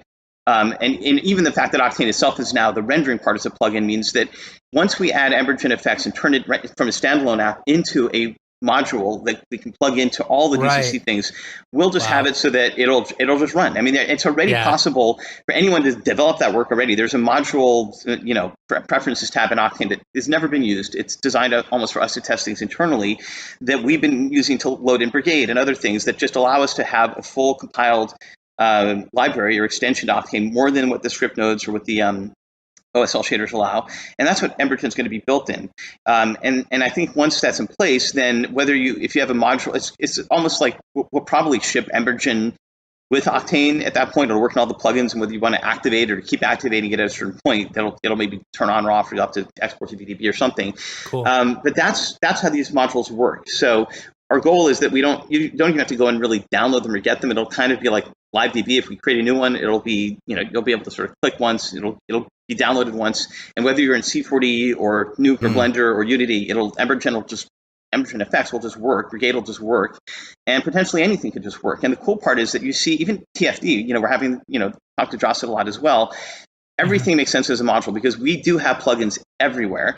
We are also not going to make it so that plugins are only limited Octane. Like, somebody's asking me yesterday, if I get Embergen effects from you guys, would it work with Redshift? Sure. If we basically run the simulation in C4D inside the Octane plugin, that's fine. But if you also have Redshift, the simulation could then be rendered in Redshift, not as necessarily with the same degree of directness. Like, you still have to probably go through an export step, but it would work, and it wouldn't, certainly would work better than trying to do it all outside of C4D like it is now in the standalone. So the goal from both our efforts and the Embergen team's effort is to get moving objects, like they're looking at a Leanbaker FBX essentially, so that you can actually import an animated scene and run Embergen on top of that. But along that same time frame, what we want to do is make sure that works within C4D, so that you don't have to export to anything. It would just run inside of C4D, same way that Ahmed's done everything with Octane Scatter and things like that. It would just take whatever's going on in the IPR, and it would just be fed into Embergen directly, and the data from Embergen's simulation would be fed back into Octane or Brigade directly. So you wouldn't have to save as VDB. You wouldn't even have to store as VDB. You could just, if it's fast enough and you have enough GPUs thrown at the problem, which we're also looking at doing for Embergen, is getting it multi-GPU support. The idea is you don't have to save a VDB, and it could even be, depending on the size of how big the scene is, which we're also working on expanding, for Embergen, if we can support that better. It might just be cheaper to simulate rather than cache it. And that's going to be interesting to see. And especially for cloud jobs or render jobs, probably makes sense just to send the Embergen simulation in the ORBX and let it sort of run while it's rendering. I mean, it's just going to be less data. And more importantly, a VDB being fed into Octane might render slower than us being able to take the Embergen data directly from the simulation and render that directly in Octane. There's a lot of reasons why that might take up less memory. It might render faster, but also with Brigade and already with the Embergen team having really fast volumetric rendering in their viewport, we also have a mode where this all kind of just works in real time from C4D as well. That's going to be pretty cool, and it'll be the same in other tools like Blender, all of them essentially. That's awesome. That's super exciting. EJ Hassenfrost is asking. I got two questions from him. Number one, for Embergen and Brigade, like kernel switching, is there an estimate on when we should expect that? Maybe even if it's like a beta estimate. Yeah, so I think that it's tough to say because I don't want to give something and get it wrong. Yeah. I mean, everything that I put in that GTC roadmap is our 1-year roadmap. It's not even truly meant to be 1 year out from there. It's meant to be in the next 7 to 8 months, right? So I would say that we're hoping to get all those things out. The integrated version of both Brigade and Emergen this year. That's at least as a beta. Maybe sooner. I think that we just need to get further along in both these projects. Probably a very good time frame that we could provide a meaningful update would be around what used to be SIGGRAPH, because now we're going virtual again with these things. So we'll probably do another video update around SIGGRAPH, maybe some release notes, things like that, show progress reports. I mean, internally, I'd like to see Brigade way further along, even what we had at the GTC talk by June or July. So we'll definitely provide updates, even maybe up to that point. And Emergen effects, I mean, I've been very sort of transparent about almost the steps needed for it to go to that point. I mean, the first thing is we have to get it. The back-end licensing just needs to work. Like even the standalone Emergen right now, we just want that to be activated with your Octane account, whether it's paid free, give whatever it is. That's weeks away. Then we're going to be working on getting the actual round tripping between the standalone Emergen tool and Octane to almost be seamless. So when they do add something like Olympic support or whatever, or even if the current meshes that get sent over, we can at least make it so that you don't you can maybe click a button and have it open up in Emergen effects, have it be simulated, and then load the VDB or this that back into the tool. Even for Skullcron, we want to get that working. That round tripping is not something that needs to go to full embedded module. So that'll be sort of an intermediate step. That actually probably will be something we should get going this summer. And I would say that within, a couple of months after, I'd love to see Emergen fully running inside of, all the Octane plugins. And so that's a rough estimate of time, and whether it gets done faster or slower is really tough to say until we're further along. But I mean, we're not looking at pushing this thing out there into 2021. I mean, we really want all these pieces out there sooner than later.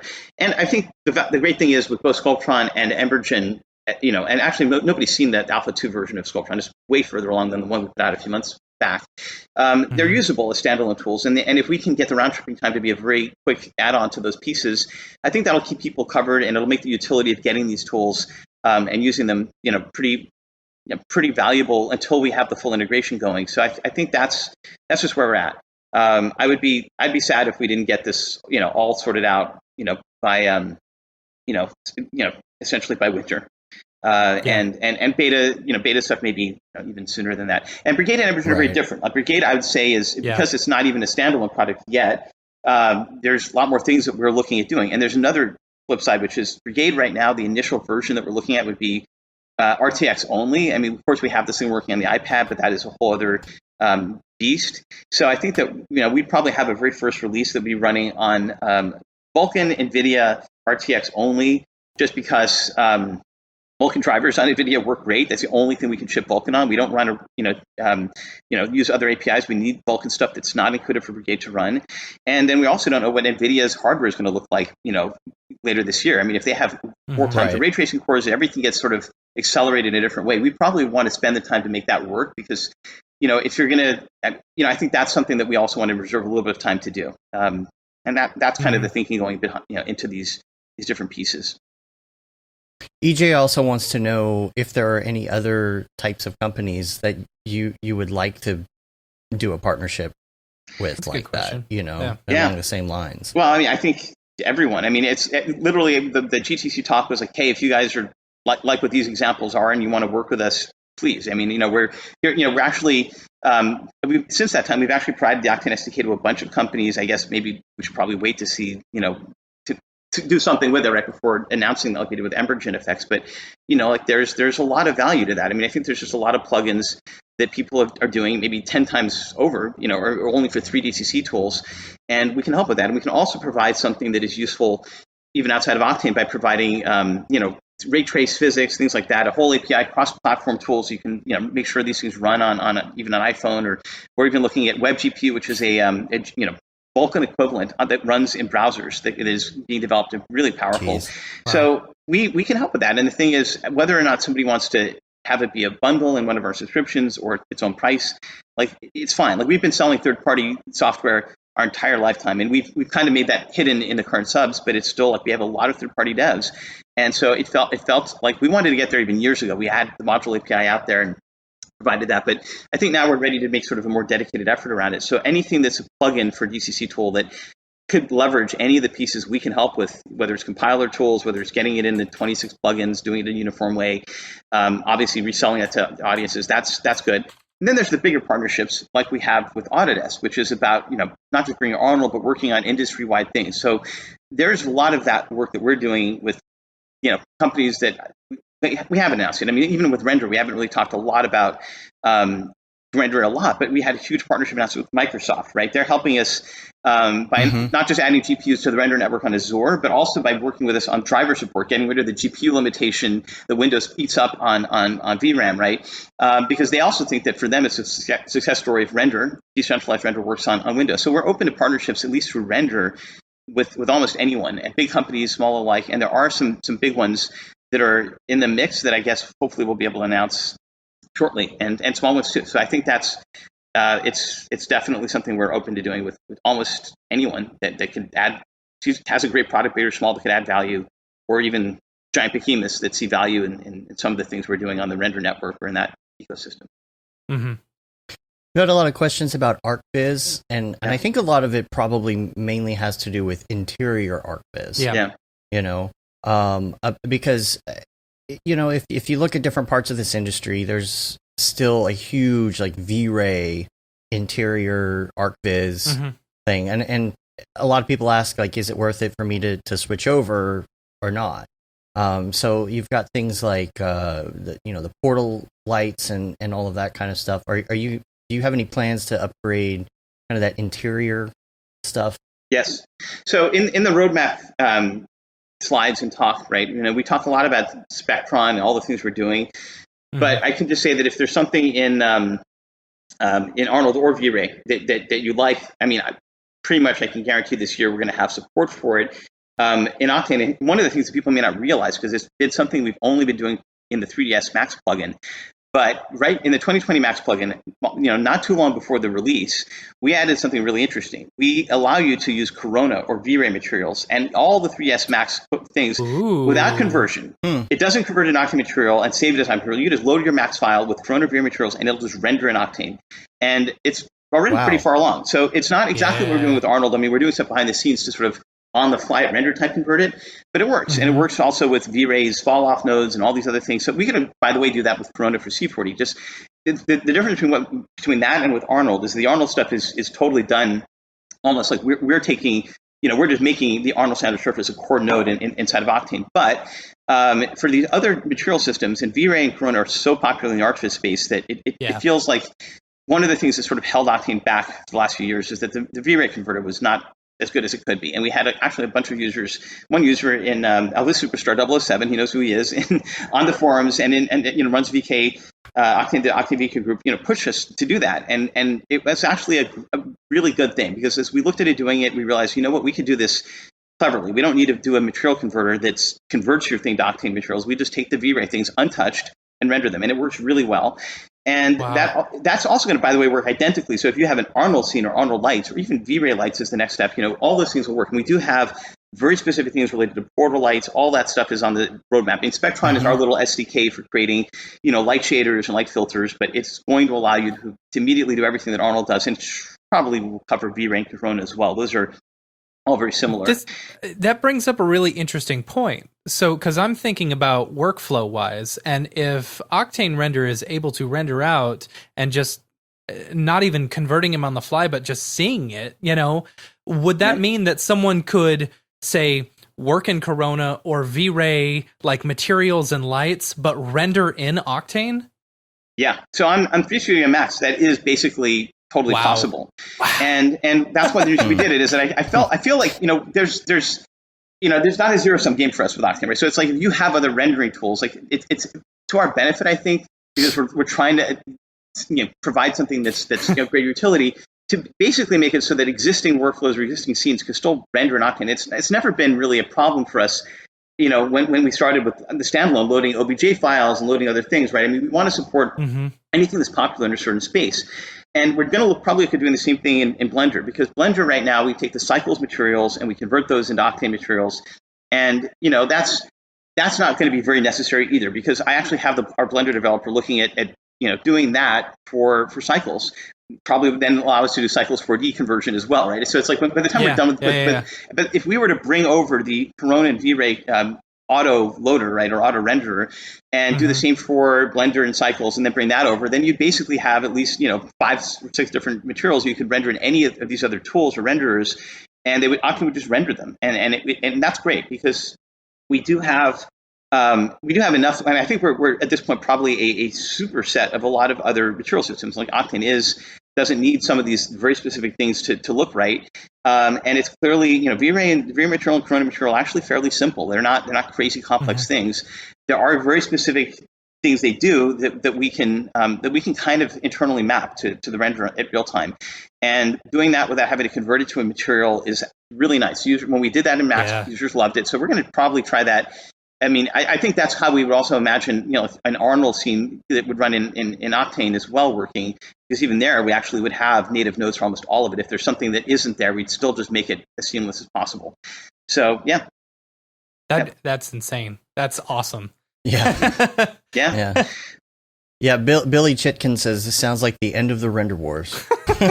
Well, maybe it's the end of the, interop. Yeah, I mean, I don't know. I mean, I think it's not the end of the render in the sense that, I mean, there's so much value to having different renders focus on different parts. I mean, like I've said it many times, like I love what Panos and Rob and Nick have been doing for years. I mean, Redshift is an incredible renderer, and it's made Octane better, I think, just because we wouldn't have moved to out-of-core and things like that if users weren't saying, hey, Redshift has this. You guys don't. Like, this is not working for us. So, and vice versa. But I do think that we've taken certain choices that are part of Octane's, DNA, like being spectral and doing this thing that we call unbiased. There is no truly biased options in Octane. In some ways, it's very simple.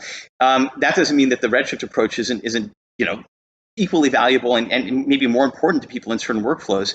And I think that both of us are all looking at sort of like figuring out how, from our perspective, how to make Octane faster so that, you can get speeds you'd see with biased approach, and how does biased rendering get to be as close as possible and as easy as possible as unbiased rendering. So there is this sort of convergence, but everyone's sort of working at it at once. And at least having it so that artists don't have to suffer if their materials are in one format or another just makes a lot of sense.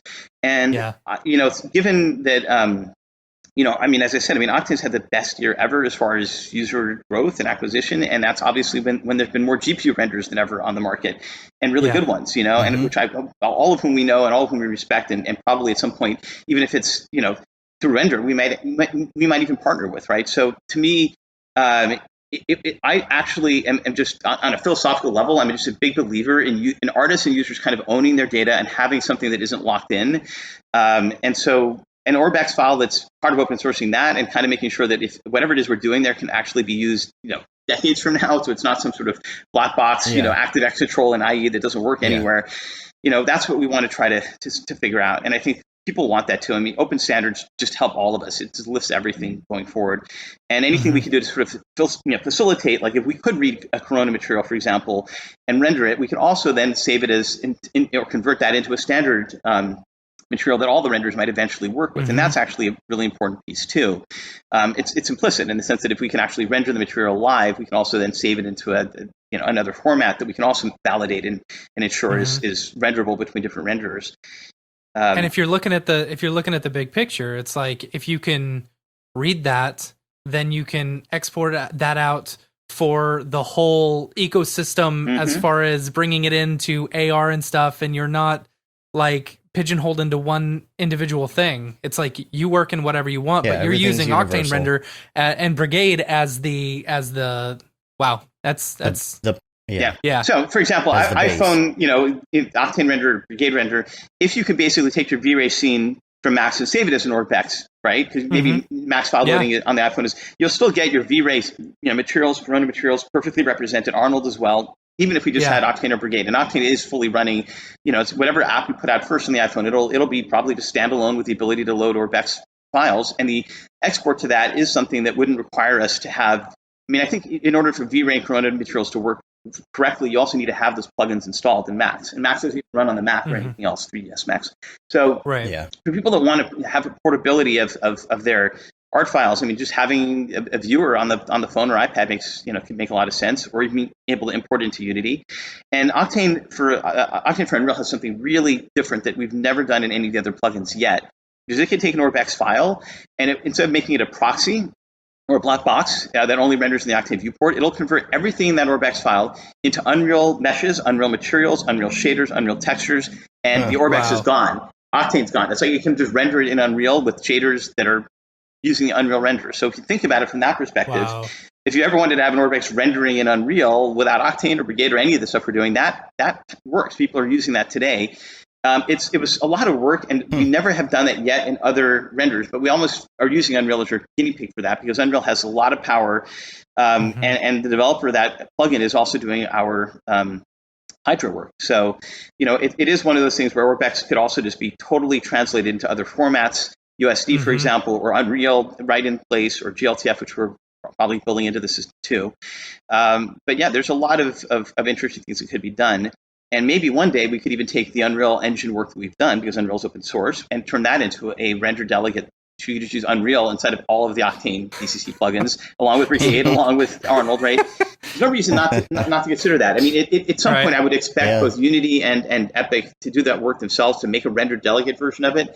But you never know, and in some ways we might be able to do that, or even to do that for easier. I mean, they're moving so much into the production space right now. They are, with Unreal totally. And everything, 4.25 and all these new features that you have in the sequencer and the all of the camera control. I mean, you have camera controls that are very much now and like post-production controls that are very much now like Octane. It's incredible. I just started playing with it. Same here, and what they're doing is they're really concentrating on people who are using it for things other than games. Absolutely. So, that is definitely with Unreal, the focus on virtual production and even just doing the animations with it is pretty robust. And if you're using Unreal, try the Octane for Unreal plugin. I mean, it's basically part of your subscription package. It's also free for online GPU, and play with it too, because I'm curious to see. I mean, there are things that I like. I do like, by the way, some of the things you do in post in Unreal, but in Octane for Unreal, you can feed the Octane render buffer into the Unreal post-processing stack, and it looks cool. I mean, it's like one of the things in the roadmap slides was, I think, showing exactly that.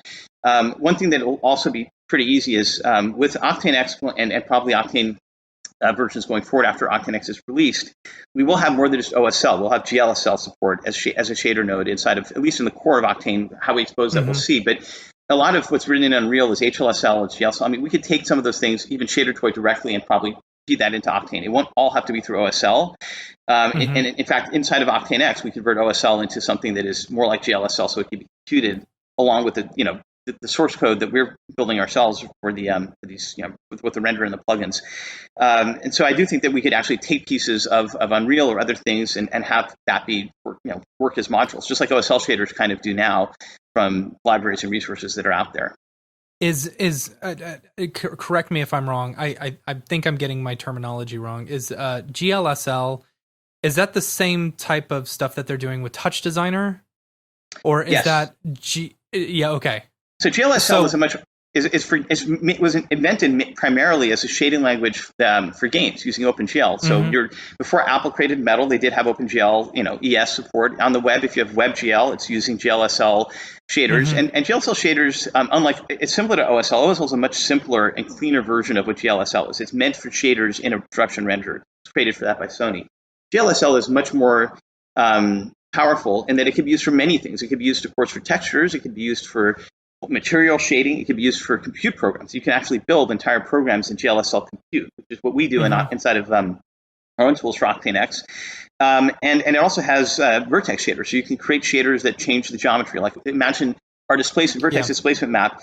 We kind of have that with OSL displacement maps supported in Octane. And for example, the Touch Designer GLSL vertex maps that are used all over the place. Like, we could enable those things to just work as vertex map shaders inside of Octane as well. And that's one of the reasons why in the roadmap I talked about something really fundamental to all that making sense, which is basically like Vectron displacement. In other words, having something where, unlike now where you have to actually build a mesh, tessellate it, and use vertex displacement on it, and sort of the other side is texture displacement, where there's nothing you need to do. It just takes a texture and displaces it. But it's, there's limitations for both. Vectron displacement would be, you can write shaders, it could even be GLSL. By the time we implement that feature, that would work. So you could take your Touch Designer vertex shaders, drop them on an object, And just like a texture, OSL texture shader or procedural, it would be procedurally deformed. And you can have a million instances that would all share one unique geometry base that would be deformed uniquely at render time. And that would be awesome. So that's where shaders come in. And games can kind of do that, but path tracers and renders haven't quite done that. So we're, that's something that's in active development. And that's also where I think the kind of stuff you could do with, as I called out that feature, I was like, well, it'd be great to take, GLSL vertex shaders from Touch Designer and have them be applied through this system. And that'll be possible. Awesome. Another question is about buffer IDs. I guess the calculation time, are you working on making that faster? Because I know that has to be a separate calculation, right, for those passes? So it is one of those things where we haven't done a huge amount of work on that since we added Cryptomat, because Cryptomat hopefully... Yeah, Cryptomat's pretty killer. Yeah. And Cryptomat, by the way, and I guess, it's very fast in Octane. It is done on the GPU. It's practically for free. It's not like these... And we want to kind of see, and I guess my answer to that question is, can you give us a case where Cryptomat isn't supporting what you need before? Because it's still one of these things where, like, we added Cryptomat and we did the best we could with that to make sure that we are satisfying those requirements. And I have to say that every feedback from users since we've added Cryptomat is, oh, this is great. We actually don't need you to support 20 different masks because we can get it from Cryptomat. And if we're not, or there's a bug, I'd rather fix that than work on some other iteration. That being said, in the roadmap that we presented, I mean, custom AOVs is hugely important. So we're going to add that in Octane as soon as possible. That might even get pushed ahead of some of the other things in the roadmap, given where things may line up this year. Once that's done, though, we also want to build a whole new AOV system. I mean, just having it a little bit more like with Arnold, where you can send an AOV to a driver and it can be sent to display or JPEG, whatever. All of that stuff we want to sort of solve, in the secondary step. And even build more compositing tools inside of Octane. I mean, some of the stuff we're doing even in the next release with a compositing node could very easily take AOVs and custom AOVs and do really interesting stuff with that. And the other really cool piece is when we do have Brigade and Octane and any other render plugin working, those will also be fed into the compositor. So if you want to do volumetrics in Brigade and just overlay that in Octane, you can make that work. If you wanted to do something volumetrics in Arnold and drop that into over Brigade, that could work. All these different ways of mixing things. Maybe it won't be Nuke, but it'll probably cover a lot of what you could do in sort of the compositing workflow, certainly in Photoshop. I mean, the goal is we get you to not have to go to Photoshop for your final renders. It can all be done within Octane with the compositing tools that we'd be adding and the imager nodes and all that stuff. By there. Billy's asking, is there a way to blur a texture within the shading network, either through OSL or, I would love, and that's going to kind of, I think that would be a really cool node, would be a blur node. So that is absolutely, there is an OSL shader that does that. And it's actually, we're looking at that and we're, improving it further. And it'll be one of the built-in nodes. Like if we do a very first update of 2020.2 with whatever performance and improvements we've done, it'll also include, I mean, that release would be coming earlier and could even be coming, within a month if we get our things lined up with all the OSL nodes built in, and a blur node is definitely part of that. A general convolution kernel node that allows you to do, erosion, dilation, anything you could feed into a convolution kernel that's 5x5 or 7x7 would work. Gaussian blur would easily be one of those things. Has to be in there. Absolutely would be a built-in node. It would be written in OSL, but that works already. Yeah. And the fact that Billy's asking for that and users don't even know that there's no OSL shader that's out there.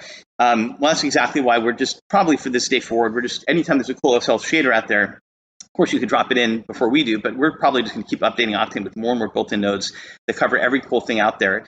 And in some cases, I think we can also take some of these things and improve on them a little bit. We're working on sort of the Uber color correct node that's Autodesk uses, which is great. We're going to clean that up a little bit and add some Octane specific stuff. They can also, of course, take that into other renderers. But there's things like that we want to really make easy, as you were saying at the beginning, quality of life improvements. And OSL, I think I really misjudged how much friction it is for artists to even think about code or shaders, versus having everything there, even math nodes, right? That can do it all. That's why it's hard for us to jump into Unreal. And I think that we're definitely going to make it so that if anything you might want to do in OSL, sorry guys, am I back? I may have. Yeah, you're good. Okay, sorry, I'm going to get a call on my iPad here. It seems to. But the basically building an OSL functionality is really clearly something we have to do. We can obviously also keep doing that, but people have also been talking about OSL closures, a thing that really slowed down. If you guys remember Octane 3.1 that never was released, that version of Octane had full OSL closures, and it was just, I started to think, this is complicated for users. It gets in the way of more than it helps. So we may still add that back in there just so we could support more types of materials. But from the artist perspective, we really doubled down in 2019 doing the layers, like layered materials. What we added in 2019, we can just add different sheen and BRDFs as much as you want. That is basically how closures from an artist perspective kind of should work. So we can keep doing that. And I think that making sure that everything that artists want to have is expressed in the node graph with built-in nodes is kind of like a top priority. Can always be modified or extended with OSL, but I think that OSL is there more for advanced users that might want to do something that we haven't thought of yet. And if it's something that really does work, I think going forward, we're going to try to at least ensure that that can be a built-in node so that everyone can use it. Even putting them in LiveDB seems like that's too much friction. I mean, it's weird, but that's why we're doing this step now. That was not enough. I thought putting all of them there might help, but yeah. And it's nice, like for me, like what I really want sometimes with an HDR, I want to be able to blur and desaturate an HDR. Yeah. Like right off the bat. That's, something like that. Plus you're also going to have that when it comes to cameras, chromatic aberration, lens flares, things like that. That's all OSL, right? Yeah, it is. I mean, I think our responsibility is people don't realize the universal camera, which everyone loves. And by the way, that is coming to the plugins with 2020. It's in C48. It's in the standalone. Problem is all of our OSL nodes and script nodes that we built for the core that are sort of extensions to Octane that are built on top of it. The universal camera is actually using like 5 or 6 different OSL cameras and some crazy scripting system to make it all work.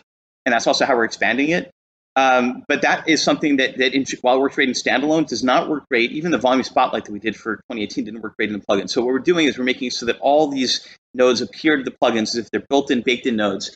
That will make it so that Houdini and these other tools, Blender, can all use universal camera, anything else we add through the system much more easily. And all the stuff that comes from adding chromatic aberration and lens flares and all that stuff is something that we're probably going to build in our own OSL system, but we're still going to probably bake it into the universal camera at some point. And we're going to have a lens system. You can swap in different lenses that give you those different effects, and there'll be nodes too.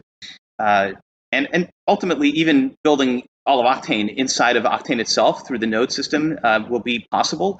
Not only are we adding GLSL, but we're also looking at adding full C++ compilation inside of a node, equivalent of a script node, so that you could build, if you wanted to have a source code version inside of any of the plugins and test C++ code, it would just work. We'd have a full compiler in there, and you could use that to write anything. I mean, Arnold has that, for example, C++ nodes for their procedurals and shaders and things like that. I don't think it's truly necessary if you have really robust shader languages, but for what doesn't work, we'll have that in there as well, and we'll also allow you to compile that and publish that as extensions through the Render SDK.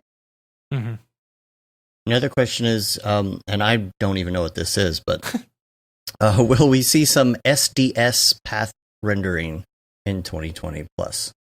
SDS, I'm not familiar with the term myself, so maybe I need to. Yeah, I'm not sure. But there will be the hybrid kernel for doing things like caustics and stuff. Have we touched on that much? We have not. That's definitely something that's probably at the end of our projected roadmap, because I think we want to get everything else done first before we get to that. That is something that we've been looking at for years. There's actually a user on the forums been asking us for progressive photon mapping for, 7 years. And I think that there's a couple of reasons to do something like that. For one reason, if you ever want to do a proper, production-ready irradiance cache with Octane, use the way that it's been done in V-Ray and in Redshift. I mean, those are, that's something we could do with that kernel. But the reason why we really wanted to do it is that it can generate beautiful caustics better than even PMC, and probably at very fast speeds. And that's something that we want to just enable for users that want caustics and that want to have it, at this quality and at this speed. And so that's the primary motivation factor for doing that kernel. And what it does do is it just generates essentially a caustic AOV separately from the rest of Octane that is then composited over it, and can also be fed into other parts of the renderer too. So that's why it's sort of called a sort of hybrid mode, because it still does path tracing to the rest of it, but caustics are sort of handled in the special case with a progressive photon map. I mean, it's still essentially rendering caustics, but it's doing it in a whole separate function of the render. And that I think is something we know we want to have in there. And I think the work for that has already started. So it's not like we're at the very beginning of it, but it's still probably, I'd say, 15% of the way done. So when that drops, it would probably be after almost most of the other things in the core roadmap would be in there. But it does get you one other thing as well, which is because you're generating a photon map even for the caustics, you can do that for irradiance. You can basically then, if you wanted to use biased rendering in Octane and disable GI and just do it through an irradiance cache, that would work. We want to use that essentially for Brigade in ARKit mode. Like we're doing that behind the scenes with a whole crazy process that we've built. So building that into the PPM kernel and getting both of those things solved in basically inside of Octane would be great. And that's why it's an important feature. That's why we put it on the roadmap and let people know it's coming, because I think we want to know, with those pieces there, like how important is this relative to everything else? You want it sooner? Does it come later than anything else? But it does feel like that's an inevitable piece of work we want to try to to do. And I don't think that caustics rendered that way have been done exactly the way we're thinking of doing it on the GPU. So it's going to be interesting to see if we can come up with anything really, really clever or cool. But yeah, that's something that's going to, I think, be a really nice improvement for anyone that looks at caustic maps and struggles between doing it, cheating, where you can basically do it as a projection, or using PMC or whatnot to try to get there. Mm-hmm. I guess SDS is subdivision surface. Oh, yes. Sorry. Yes, that is actually on the roadmap, and there is a mode that we're looking at adding to the vertex displacement system. Right now, you have to pre-tessellate. You have to pick a tessellation scale, right, for subdivision, and it's constant. And in some ways, that's not the way that other renderers have done it with vertex displacement. You can basically do it at screen space so that the closer you are, the more it subdivides a mesh relative to the viewpoint. So we're looking at adding that. It's not truly, that isn't really a silver bullet, because at the end of the day, if you really want to have the render perfectly, you're losing data when you subdivide it differently based on the view. And if you're doing something where it's like a crazy camera projection, it may not even work. But we are going to add that, because it's not that hard to make it so that based on the your proximity to the camera, especially if it's one of the existing camera models, that'll be turned on. I do think that the longer term solution might be to come up with something where you're able to do true procedural displacement without using subdivision. And that's where sort of that vectron displacement system, or even the texture displacement system we have, that can be made more procedural. That would be the silver bullet. But we recognize that, frankly, if part of adding vertex displacement was sort of an acknowledgement that actually is an important step we have to deliver this year or today, right? Because we don't have the other pieces yet. So improving that further and making it so that it's adaptive is definitely on the roadmap, and even making it faster when it's tessellating and adaptive is also on our roadmap as well. So that's that's sort of our plans around subdivision. Maybe doing more of that on the GPU, so it's even faster, is also an option that we're exploring as we do that work. Another question: will Embergen and Brigade work together? 100%.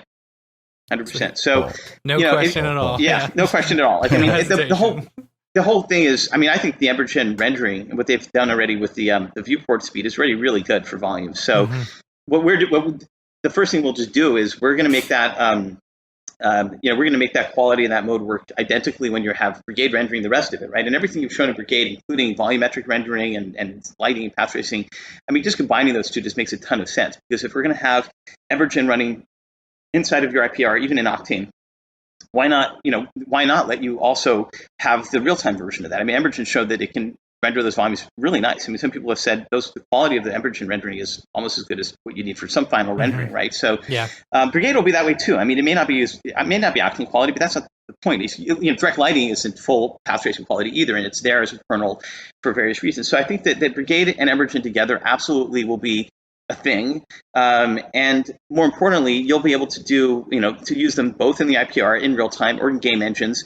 But it might be good enough for final quality rendering in a bunch of cases. I mean, that's definitely where real time rendering is going anyway. Maybe at a level below that, but I mean, you're seeing Unreal Engine stuff that's rasterized with that's being used for for animations and things like that. So I mean, Brigade and Embergen for sure together, Octane and Embergen for sure together, and if we in both those cases, we'll be able to load the simulation data right into the renderer, which will be great. And in the other cases, I think we're definitely going to have a way to cache it, because even to get the round trip stuff we're looking at, we want to cache to BDB. And that will mean that even if you're using Brigade to get real-time rendering working, you'll also be able to then save that or cache the data and use it in a different renderer. Like Arnold, again, is our first third party use case for that, and we want to make sure that works. And again, for Redshift or even Cycles 4D or any of these other things where as long as they can sort of read the common data format that we would be exporting the Embergen simulation to, maybe VDB, maybe we can come up with something better down the line.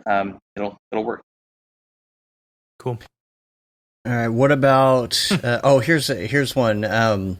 When will the red jacket be available in the Otoy shop? Yeah, that's a really good question, because I've got one. Yeah, it's been for employees and friends of the company. I actually have not thought about putting it on the shop page before, but maybe we will. So, if anybody, because you got to do an XL for people like me. Yeah. Because I had they one and fit a little it didn't snugly. fit. The large one doesn't. Yeah. It's kind of tight on me. I need an XL as well. Okay. All right. Us dudes people who sit at the computer all day. Yeah, I love this jacket. I mean, it's truly it's great. And I think that actually when I've run into people over the years, when I first met Ahmed for the first time, I gave him my years long Otoy hoodie. So that was his, I sometimes do that as well. But it's great to see people actually want one, and so we've just given it out sort of like if you guys I think got one, just visiting us. But maybe we'll put it on the shop page and we'll order more, because I think we're actually running low on our stockpile here in the office. Yeah, I had to give mine to Zubair because I was like, Batman in a little coat. It was way too small for me. So, and then let's see. Render, maybe. Can we? What's that? We haven't really talked about Render so much, which is now launched. Yeah, let's talk about Render. Yeah. I want to make sure we answer all the questions too. But with Render, there's some big important pieces that are relevant there. So it is now officially launched, and right before the launch, the GTC talk was describing what we're doing to make this easy to use for people. And the very first thing that we learned during the beta, and there's some great things that happened during the beta. We did get our very first commercial work that was done on people's, random people's individual GPUs was John Knoll's work for the Hayden Planetarium. John Knoll, visual effects god, head of ILM, just called us up and was like, I need to render this in an hour. I'm using Octane for Moto. How? And so we're like, well, we've got this new thing, Render Network. You want to try it? He's like, whatever, let me do it. And it worked. It worked great. So that's why he gave us that testimonial. And a month later, we launched. And with that launch, we also did something that I think is important, which is people don't understand cryptocurrency or tokens or where to get them that well. Right. So what we've done is and I think we announced this publicly, the tokens are listed on Probit, which is a Korean exchange, small thing. We did that mainly so that people that are currently in the beta or have been on mining Render at least have some way of getting the tokens turned into money, but it's just a small exchange. We definitely want to launch on something much bigger soon this year. On the other side of the equation, we also need to have people easily buy tokens or buy Render power. So what we did on the shop page when we launched Render was we allow you to basically the same way as Orc. You can basically spend as €1 and you get the equivalent of 4 tokens. The tokens were based on 25 cents of work of Octane Bench on Amazon and others. And that's there. So that now if you just use your existing Octane account or your Stripe or PayPal thing, you can just buy Render credits. And those credits are basically awesome. Behind the scenes. We'll take dollars and then we'll send the 4 tokens out to whoever is doing the Render job. And that I think is going to make it much easier to use. And then we also have bought a ton, and we're using the tokens that we've actually bought off the exchanges to do that. We're also thinking of providing, and we're not sure exactly how this works, we also want to provide a bunch of free tokens for people to use so they can try Render. We had thousands of people sign up in the first day, and we have people starting to render, but it's still costs $1 really to get in the system. So why not see if we can, if you're a subscriber or an enterprise subscriber, provide some tokens, maybe even recurring ones, just to see how people use it. And that's definitely one of our plans sort of in the very short term. Delta syncing so that you don't have to upload a full Urbex. We've also been looking maybe at letting you upload a C40 file, because there is sort of the, Maxon does have an SDK for that. Yeah, problem is you have to export meshes for that. So we want to make sure if we're going to do it, it works just like a C40 file without, the same size or whatever. That is one of our high requests. And of course, we want to bring on other renders. Arnold is not going to be the last third-party render. I mean, we're talking many, many more, probably for about as many years. And when the time is right, we'll announce, hopefully be able to announce that. And I think that the other really interesting bit is that there's more things that can be done in Render than just rendering. I mean, it's like, if you wanted to do simulation work or if you wanted to have other stuff done on there. Oh, that would be nice. Yeah, it's essentially, that's the whole point of having the SDK even out there and even provided for third parties. There's also people that might just want to build a job, which is kind of what they do. If you're running an Amazon instance and you want to run an app or a program or something, you could sort of put that together and you can send it to the cloud and it'll run on a GPU. We could do the same for render, but the scale that we have is crazy. I mean, we do have, just in that 1 week where we let people sort of sign up and be registered, I mean, we just have more power than the public cloud. And the interesting thing is that none of our partners, I mean, including Microsoft, obviously publicly is supporting the render project, are threatened by that, because the issues we have is the cloud pricing between Amazon, Azure, and Google is largely the same, and they also just don't have hundreds of thousands of GPUs. There's a hard limit that makes it very difficult for a previous rendering service Orc to scale as fast or as much as we'd wanted to. So Orc is basically being replaced with Render, and we'll have a special mode in Render that is that allows you to basically totally upload your data in a different type of bucket, so it never gets sent to any decentralized nodes, and it gets rendered only on nodes like the Amazon ones or whatever that are studio certified. So if you're doing a Marvel movie in Octane, and we're now probably on our third Octane, Marvel will be using Octane for some cool stuff. That's for you. For everyone else, though, even John Knoll, like the decentralized network is good enough, and it's secure. I mean, we do have end-to-end encryption in there. And we're also letting others kind of white label it. So like with PixelPlow and some of the other render farms, we've enabled them to just offer Octane, and behind the scenes it's still sort of like it's token based. It's all sort of there to simplify that work as well, because there's some great value from having these operators do that. And I think with with Render now being launched, we can also let them just also be render nodes. There's no reason you can't do both and see what jobs come in and saturate your system. So it's really cool.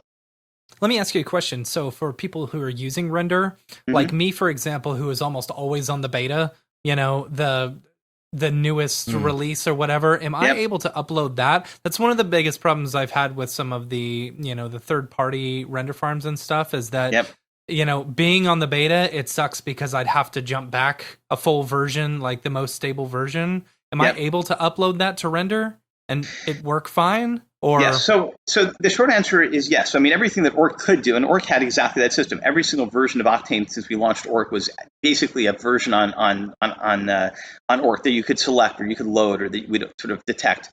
And what we've done with Render is, because it launched the same day as 2020, is we're not going back to 2019 or before any of that stuff. It's 2020 stable is the very first and currently the only version on Render that you can use. But going forward, if we do 2020.2 or .3 or whatever, every version from 2020 onwards will still keep on the system. And that's actually going to be necessary when we add Arnold. Like if you want to switch from Octane, I mean, versioning and multiple renderers will be a choice that you have on the service, and we'll do our best to make sure that it's manageable. I mean, certainly for Octane itself, we have total control over updating it. We did this for years with Orc. I think when we're with their experimental builds, it's a little bit trickier when we're closer to release candidate, maybe. But certainly when any stable release goes out there, anything that's on the downloads page, right? Where it's stable, those will always be on there. So you'll have multiple versions, and probably behind the scenes when we're reasonably sure that even an experimental build is useful, we may throw it up there because it's gonna work. I just think that we're probably not going to maybe let people go backwards to those experimental builds maybe once where it's stable, right? Because the whole point is we don't want people to go back to even 2019 or whatever. There's a certain point where like maybe the stable versions of each of those releases, if there's something specific about that you want or you're on that version, those will be there. And maybe for temporarily until we get to a stable version of, let's say, 2021, right? There may be actually builds of that next year that go for forever. Forever, hopefully not forever, like for 4 months or something. And so during those 4 months, we would have experimental builds on there.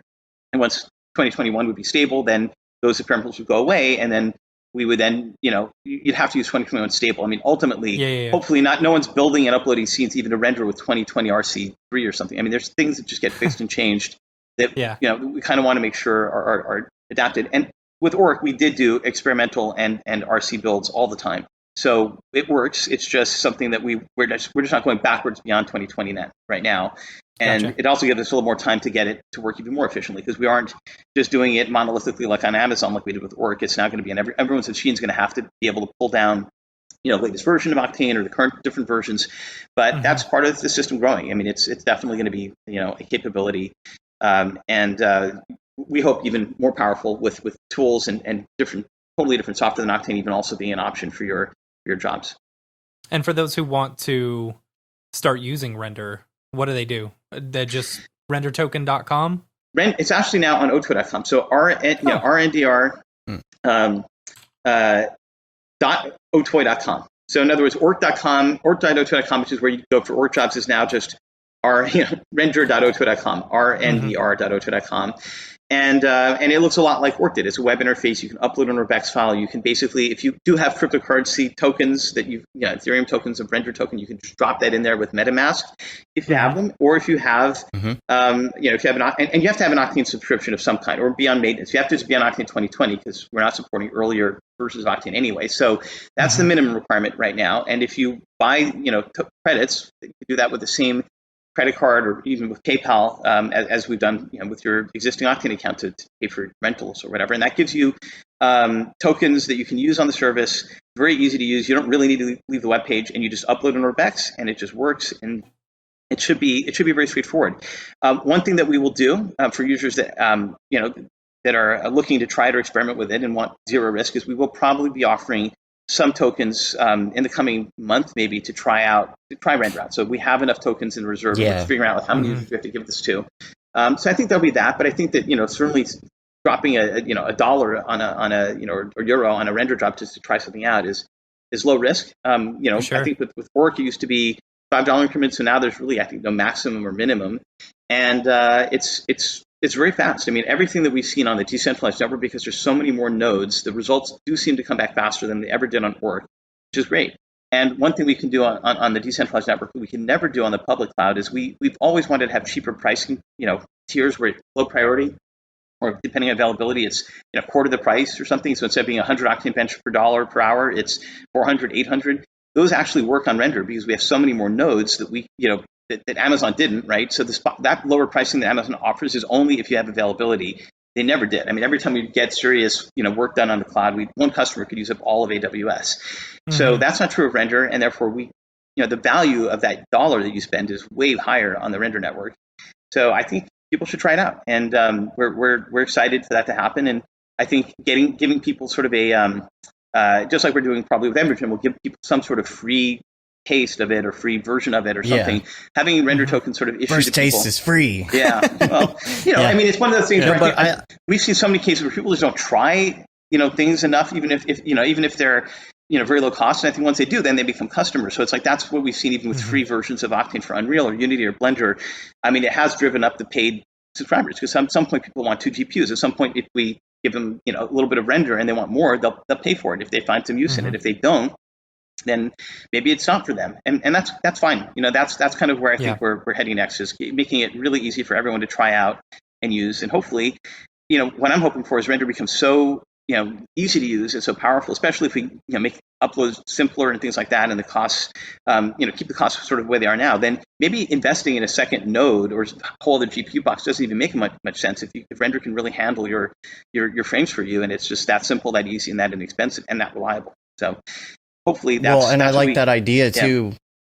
There's like, there's so many people that want to try it, and the first thing that they're going to want to do is take a scene that they've already rendered and they know how long it took and put it on there and say, okay, what's the difference? And if they have some free credits to try that out and compare between their setup and what they can do on render, that'd be awesome.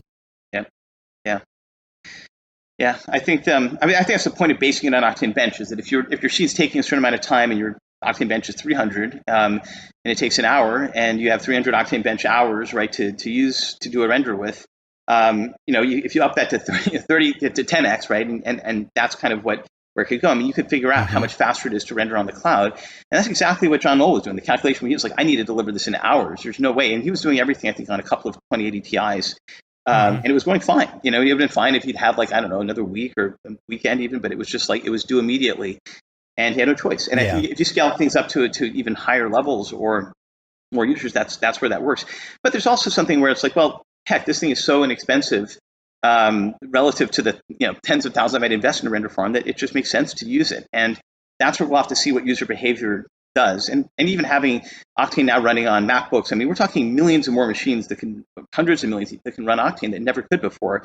That'll have probably pretty low Octane bench. I mean, even if a great MacBook Pro with an Intel chip can run 30 or something Octane bench, it's still not 300 like a 2080. And so being able to sort of send that to render and get your 10-second animation back and do that, at a cost that's reasonable, might be nice. And that's why it's there. I mean, it's not meant to replace anything specifically, but it could be a really valuable option for people that are looking to not necessarily invest in more hardware or more servers or any of that, or just don't have that as an option. So we'll see how it all plays out. But I do think that when you're talking about rendering much more advanced things, like if you're talking about doing, giant 14K or, essentially location-based entertainment renders, things like that, I mean, that's where render is very powerful. And then there's the whole thing of holographic displays, which are a crazy, sort of use case for us. I mean, going forward, like somebody was mentioning, I saw in the comments, a looking glass display, like that's 8K, but the holographic displays are 32K by 32K per, basically per square foot. Currently powered by 16, I think 15 or 16 RTX 6000s per display, just to get it to rendered stuff, both in real time and both offline. So if you're doing an offline render and you don't want to have to render that live with all those 16 GPUs, that's where the render network could be really useful, because you can at least pre-compute a good chunk of that for those kinds of displays. And so the size of large format rendering is something that I think render is going to be great for that. And we'll see. I mean, there's also other things you could be doing with render as we provide more tools and more things around AI and other pieces. But my hope is it becomes as simple as like adding another GPU. That's obviously something people can do with one click or one checkbox. It's almost free if you have the studio license. So if render is able to sort of offload work as simply as that, and it's essentially very little weight, very little latency, and it just runs well, that might be useful. Super useful. Cool. And questions about primitives too. Are there plans for more light primitives and for more primitive shapes as nodes for uses of like masking, I guess? Yeah. So there's, the roadmap for Spectron was really pretty deep as far as all the different light primitives we're adding. I mean, we're adding disk primitives, tube light primitives, both to Octane and Brigade, portal lights, sky dome lights, mesh emitters specifically, so that you can just make a light and attach a mesh to it, and it'll be sampled more efficiently than just having an emissive material. So there's a lot of work being done there: parallel lights, multiple distance lights. Again, anything that you might see in Arnold is like one of the very first things we'll probably just have replicated pretty straightforwardly in our nodes. And then for primitive types, yes, I mean there's definitely things that we're looking for doing for splines, Bezier surfaces that we're looking at, and I think that's also something where we want to think about how that would work in RTX land, where there's obviously right now only support for tri-meshes, but the next two primitive types that would be very valuable to have supported would be things like spheres and curves or hair and things like that. So I think that there may be some more work to be done there. But as far as new primitive types, I would say that nerves and other implicit surfaces there would be interesting.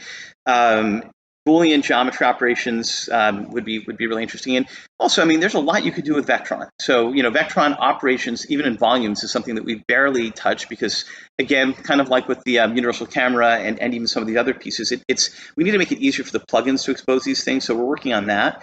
But we're also working on something on the roadmap which allows you to turn a mesh into a Vectron asset, and then you can do all sorts of things with that as well. So it's going to be interesting to see where these things go, but there's a lot of effort being put into making sure we get the kinds of things that people will probably want to see in the order, right? And the light primitives are definitely happening soonest, and then after that, I would say nerd primitives would be on the next highest on the list, and Boolean geometry after that, and then figuring out how to get volumes and SDFs and other things to be even more useful across plugins.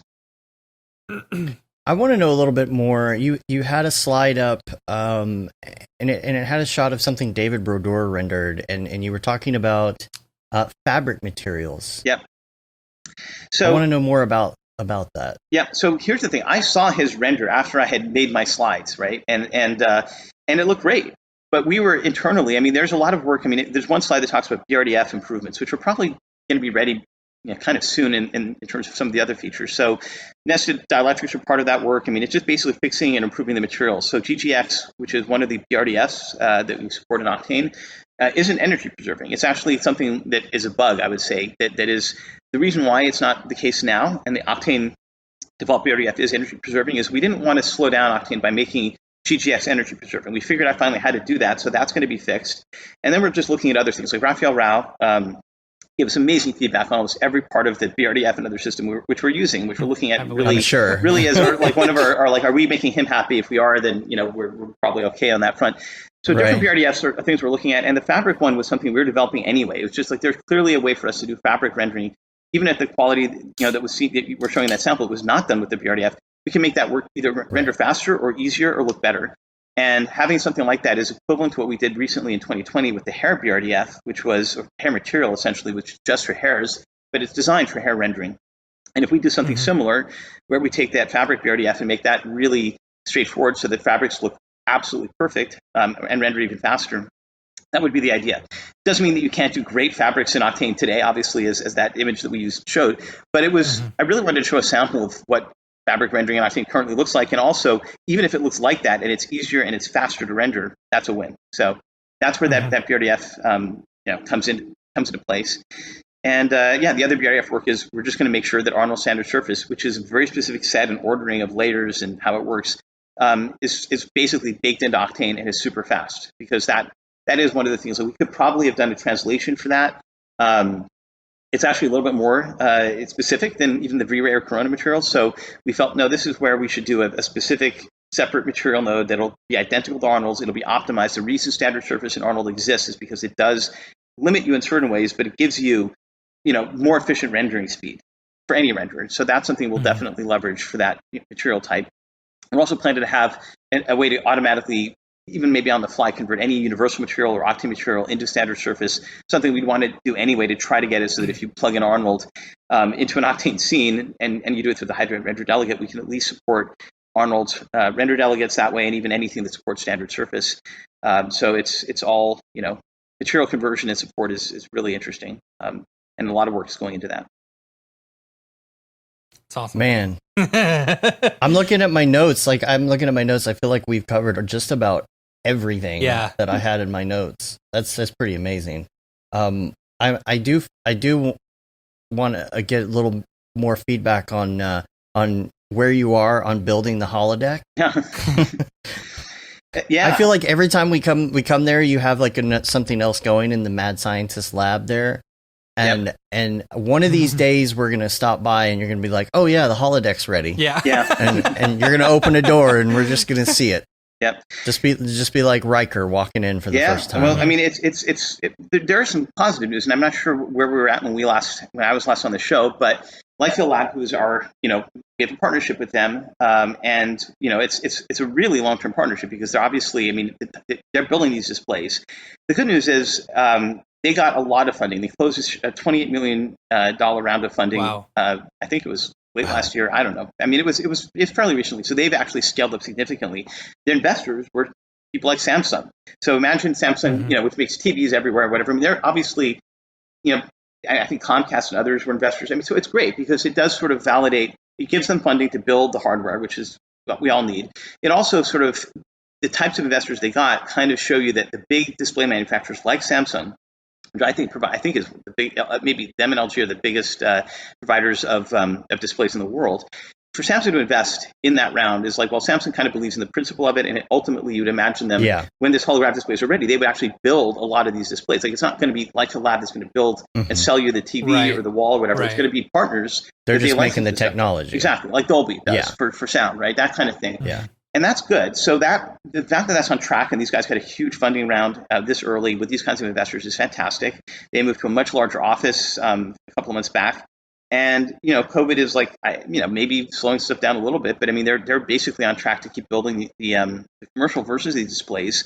I think it's maybe a year out before they would be able to show something, and we'll see how COVID affects things like that. But that was where we were sort of at before all this sort of happened, and it doesn't seem like they're too far off from that. And it would probably be first and foremost used initially for large venues, right? You know, it's like concerts, theme parks, things like that. Those would be the customers that would be able to afford this first versions of it. And just like, 4K TVs were, I think Panasonic's first plasma thing or whatever 4K plasma was like $150,000. Now 4K TV is like $400, right? $500, it's like it's going to be like that for these things Walmart too. Special. And so it's really just about waiting out the sort of the commoditization of these display panels, because they are display panels. There's nothing like, you don't have to build lasers or have cold fusion or whatever to power this thing. It's just it is built on existing materials. There is a bunch of nano filters, things that they do at the nano scale, which is great. But that's kind of it's all there. And so our work with them is, well, when they get it ready for things like theme parks and concerts and stuff, that we can at least power that, even if it's 16 GPUs per square foot or something crazy like that. But hopefully by then, that's why we're looking at Ampere, which is where NVIDIA does need to put more ray tracing cores on those GPUs, because whatever we're doing that's not completely pre-computed and just fed in there is something that we'd want to run through ray tracing hardware. So I think that there's a good chance that the holodeck panels might get built, and the harder problem is going to be, how do we get the GPUs to actually be, like, instead of being 16 GPUs per square foot, like 1 GPU per square foot. And that's not impossible. You can see the trajectory of, let's say that the rumors are true and that there's 4 times as many ray tracing cores. Instead of 16 GPUs, you get down to 4 per square foot. And if you extrapolate, them going down to, from 7 nanometers to 5 to 3 or whatever, in a few years, you might be able to get to 1 GPU per square foot per panel, something like that. And then we're good to go. The whole system in the is next modular. 10 years. Yeah. I think sooner than that. I mean, I think that 5 years and the other thing is we may come up with very clever ways of height. I mean, especially if it's in a concert setting or a theme park. I mean, the number of whatever the server farm is behind it, if it's not, 1 per square foot, it still could be done. And it could be, it would be a lot of compute power, but it's not necessarily out of the question that you can make it work. But I do think that if you look at where ray tracing hardware is going, I think the efficient, which is where we're bound. I mean, it's not so much the CUDA cores, it's the ray tracing cores that would slow down or minimize the amount of GPU that you need for that. So I do think that that's something where you could see, especially as these things become more and more of a thing. And I think that one of the use cases also is, like, just for the Mandalorian, right? They're using these LED panels, and the camera is being tracked to that. Imagine if you didn't have to track the camera, if you could just basically put somebody in the equivalent of that Mandalorian stage with holographic displays running. Everything would just work. That the field would work. It's basically that's another commercial use case that is definitely, in the cards for this stuff. So the limiting factor, of course, is them getting the displays built, but they're on their way to do that. They have the money to do that. They have that is sort of in progress. And it's not months out. It's more like, a year or 2 or whatever, but that's not that far out. And I think the next step would be getting GPUs to be, really efficient so we could power stuff in real time, because it's not just sending holographic video to these panels at 32K per square foot. It's, can we send the scene data, an ORBX file, something that can run it live, and even in an ORBX file we can have, like, Unity and Unreal, dynamic stuff in there. Again, things like Emergen, right? We could do dynamics live. We are also adding physics into the node graph just so that it's built in. Soft body and rigid body are kind of there. Dynamic scene elements, things like that. We'd want to make all of that work so that the holodeck, like in Star Trek, would be interactive. And so is there actual tactile feedback on these two, or no? Not yet, but that is on there. There's 3 different levels of the displays, right? 3 generations. One of them is what we have essentially being built now, which is just display, and that needs to get done as and it's a visual display in the sense that you have a 2-foot board. It's like the micro LED Samsung video wall where you can just tile these things together. Second generation would add the ability for you to actually, behind each display, have essentially a capture system that would actually also capture the same rates of light that you would emit. So it would capture holographically. The reason why that's important is that one of the main use cases, I think, for this thing would be, video conferencing. We're all on, like, Zoom calls, Skype calls. Imagine that if you had a holographic display, that actually the display itself would also be the camera, and you could then beam, holographic displays. You'd have virtual conferences. You'd have essentially that in there. That is really important part of it. And that's something we can help with too, because we also have light stage and all this tech that can be used for really smart capture stuff in there. So putting a camera behind the surface is, I think, generation 2 on the roadmap. And then the third generation of those displays would have, haptics. They would essentially use ultrasound or basically beamforming that they could do to give you some sort of, like, even if it's a pin screen in terms of its roughness, right, effect, it still would give you something you could touch. And that's really important, because I still think that the holodeck is still a really interesting use case. I think, portals or windows that you can talk to people through, like a magic mirror, is valuable. But I think the most important device that we could get out there soonest would be a tabletop, where it's like the Tony Stark table thing, where it's just everything's tabletops. It's really useful. But you can have an object if you could touch things on a table, move things around. That will cover a lot, and that probably wouldn't require you to build an entire holodeck or even have a TV on the wall that you have to walk towards, right? I mean, it just would. I think that's really useful. So I think that third generation with touch and in a tabletop form factor is where you would see a lot of mass consumer adoption. I mean, maybe TVs that would be holographic, right? I mean, at some point, let's say a Samsung TV just has holographic capabilities and it goes on the market. And it's 100 inches, right? That's an obvious case where that would be a consumer offering in a form we understand. But having a tabletop holographic thing would be something where you don't need desktops, laptops, workstation, monitors, even VR and AR, because all the things you could do there can be handled live on the tabletop. And I still think that's, even as we were experimenting with sort of our little SIGGRAPH demos where you see the holographic asset through the projector and stuff, I mean, the closer you get to that, the more your eyes can see detail and the more you can actually do stuff and move it and look around it. So I think the tabletop holographic displays are going to be insane. I mean, that's what I really want to see come out as soon as possible. And it is a little bit harder to do tabletops and floors and ceilings than it is to do the walls, because the walls just have a slightly different angling. So you'd have to actually, even for the full holodeck, you'd have to build panels that would be wall panels, then panels that would be vertical panels for the ceiling and the floor, basically. But once they get the floor panels done, that's essentially what would be powering a tabletop surface display as well. And the more tiles you have, the more depth you get, right? Exactly. So you could do these like on a wall, and then, if you had a whole wall full of them, let's say, then you could have like, video conference where someone just shows up and sits on your couch, Yeah. Hey, what's up?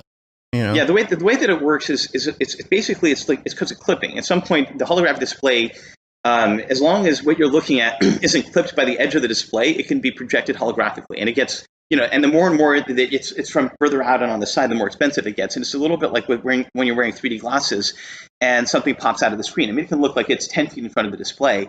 The holographic display can do that, and it can maintain that as long as that thing that's 10 feet in front of the display isn't off the edge. So that's why the more panels you have, the further out you can support that projection.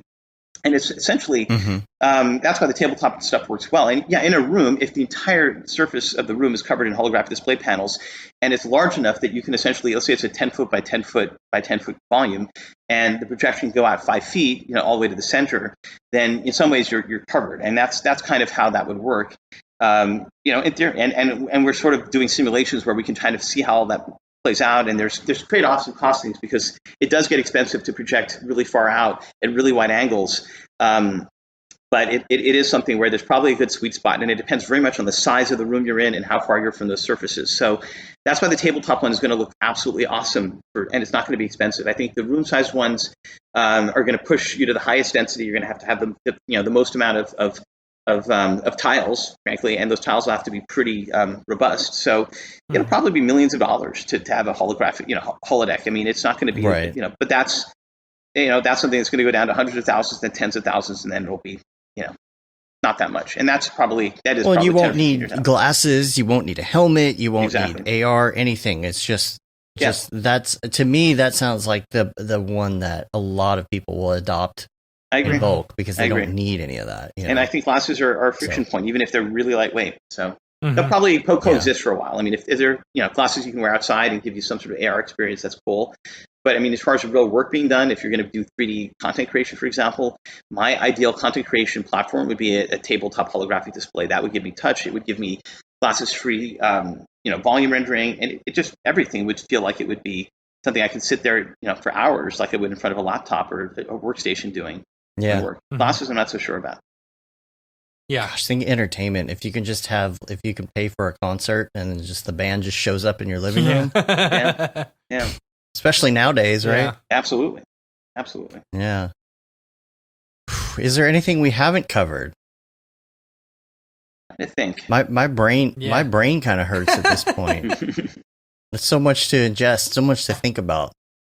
There always is, and I mean, I love the Mograph Slack channel. I think it's amazing. By the way, I mean, there was, out of all the different places where we got a lot of feedback for features and everything, there was the most came out of that, which is awesome. So I thank you guys for having that and for letting all of the Octane devs on there, because I mean they're happy to be part of the conversation too. It's great for all of us to sort of see users providing feedback. Appreciate it. But I'm always available. I mean, on Facebook, the Discord, Octane group, obviously your guys' Slack, the forums. Anyone that wants to ask questions, and Facebook's easy for me. For some reason, it's just, I just see questions pop up really easily on Facebook, and I can answer them almost immediately. So, anyone can feel free to sort of, post something, and the whole team's there to help, including me. So. Awesome. Cool. Jules, as always, thank you for being on the show. My pleasure. Thank you so much, guys. This has been awesome, as always. Yeah. That went quick. That was almost 3 hours. Oh my gosh. That was really quick. Stay on the line with us here after, and we'll take care of all the technical details. You can rate us on iTunes, leave a review. You can also subscribe on your podcatcher of choice. Helps get our ratings up. The newsletter goes out. Make sure you subscribe to that as well. Goes out once a month. Say you've been there, done that. Got the t-shirt with the Mograph logo tee, the Paul Babb, Feel the Babb 2020 shirt. All the profits from that go to Doctors Without Borders. The Render Things t-shirt, hoodie, and long sleeve tee. And then, of course, the That Render is Fire shirt, which you can only wear ironically. Kevin had to get in his Breaking Bad or The Wire reference. Did he? In there at the last second, weekly reference. Jules, if people want to find you on the interwebs, do you have one particular call sign? Do you go by your name, or are you on the Otoy? So who's what? I'm the Otoy Twitter account. I mean, I have been for years. Okay. I mean, I took it over from somebody else that was I just felt, so I'm at Otoy on Twitter. I'm at Jules Urbach on Twitter as well. On Facebook, Jules Urbach, I'm there as that. And then probably every time you see it, whether it's Reddit or Discord or even the Slack channels, I'm just Otoy. So if you see just Otoy Inc. or Otoy Jules or Otoy something, it's me.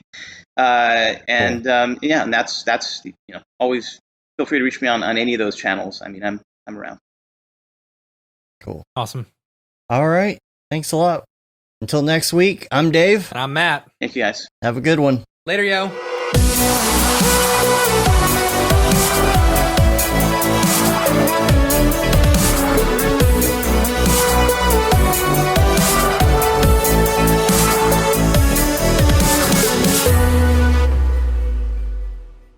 It's pretty good, I guess. Mograph.com, an online resource for motion graphic artists. Start your week with the Mograph podcast. Industry news, interviews with your favorite artists, and terrible humor. Watch live shows and interviews from Mograph events like NAB, SIGGRAPH, Half-Res, and local meetups. Our Mograph Talks feature live demos and motivation from artists all around the world. Sometimes you gotta make stuff that you're not gonna put on your reel, and I'm not here to judge. What if Rick and Morty show up for the countdown at midnight? That's where I peaked in life, in my career. We gotta stop this thing, Rick! It's gonna kill us all! Hear from the people that create your software, design your render engines, and artists that are changing the face of modern motion graphics. You get that render done. Yeah, you better frame what? Mograph tutorials and online classes will teach you about Cinema 4D, After Effects, as well as other popular software and render engines. Throw in the HDR Studio, take the render settings, pick the HDR, put a reflection, and gorgeous. Branch into new software. Learn time-saving tips, techniques, workflows, and lessons that'll keep you up to date in the world of motion design. Oh, brother, those are some of my favorite elves. I love projects that scare me. When our art director comes to us and asks for something that I had never done before, man, it gets me pumped. Join the conversation in our live sessions. Check out our plugins, or join the hundreds of daily active users in our Slack channel for technical help, advice, contests, or just to joke around. Real nice banana. Ah, that's so funny. All right. I'm going to live forever. Subscribe today and get the latest updates on our YouTube and other social media channels. Take all your dreams and just do it! We don't care how you get here, folks. Just get here. Subscribe to Mograph.com.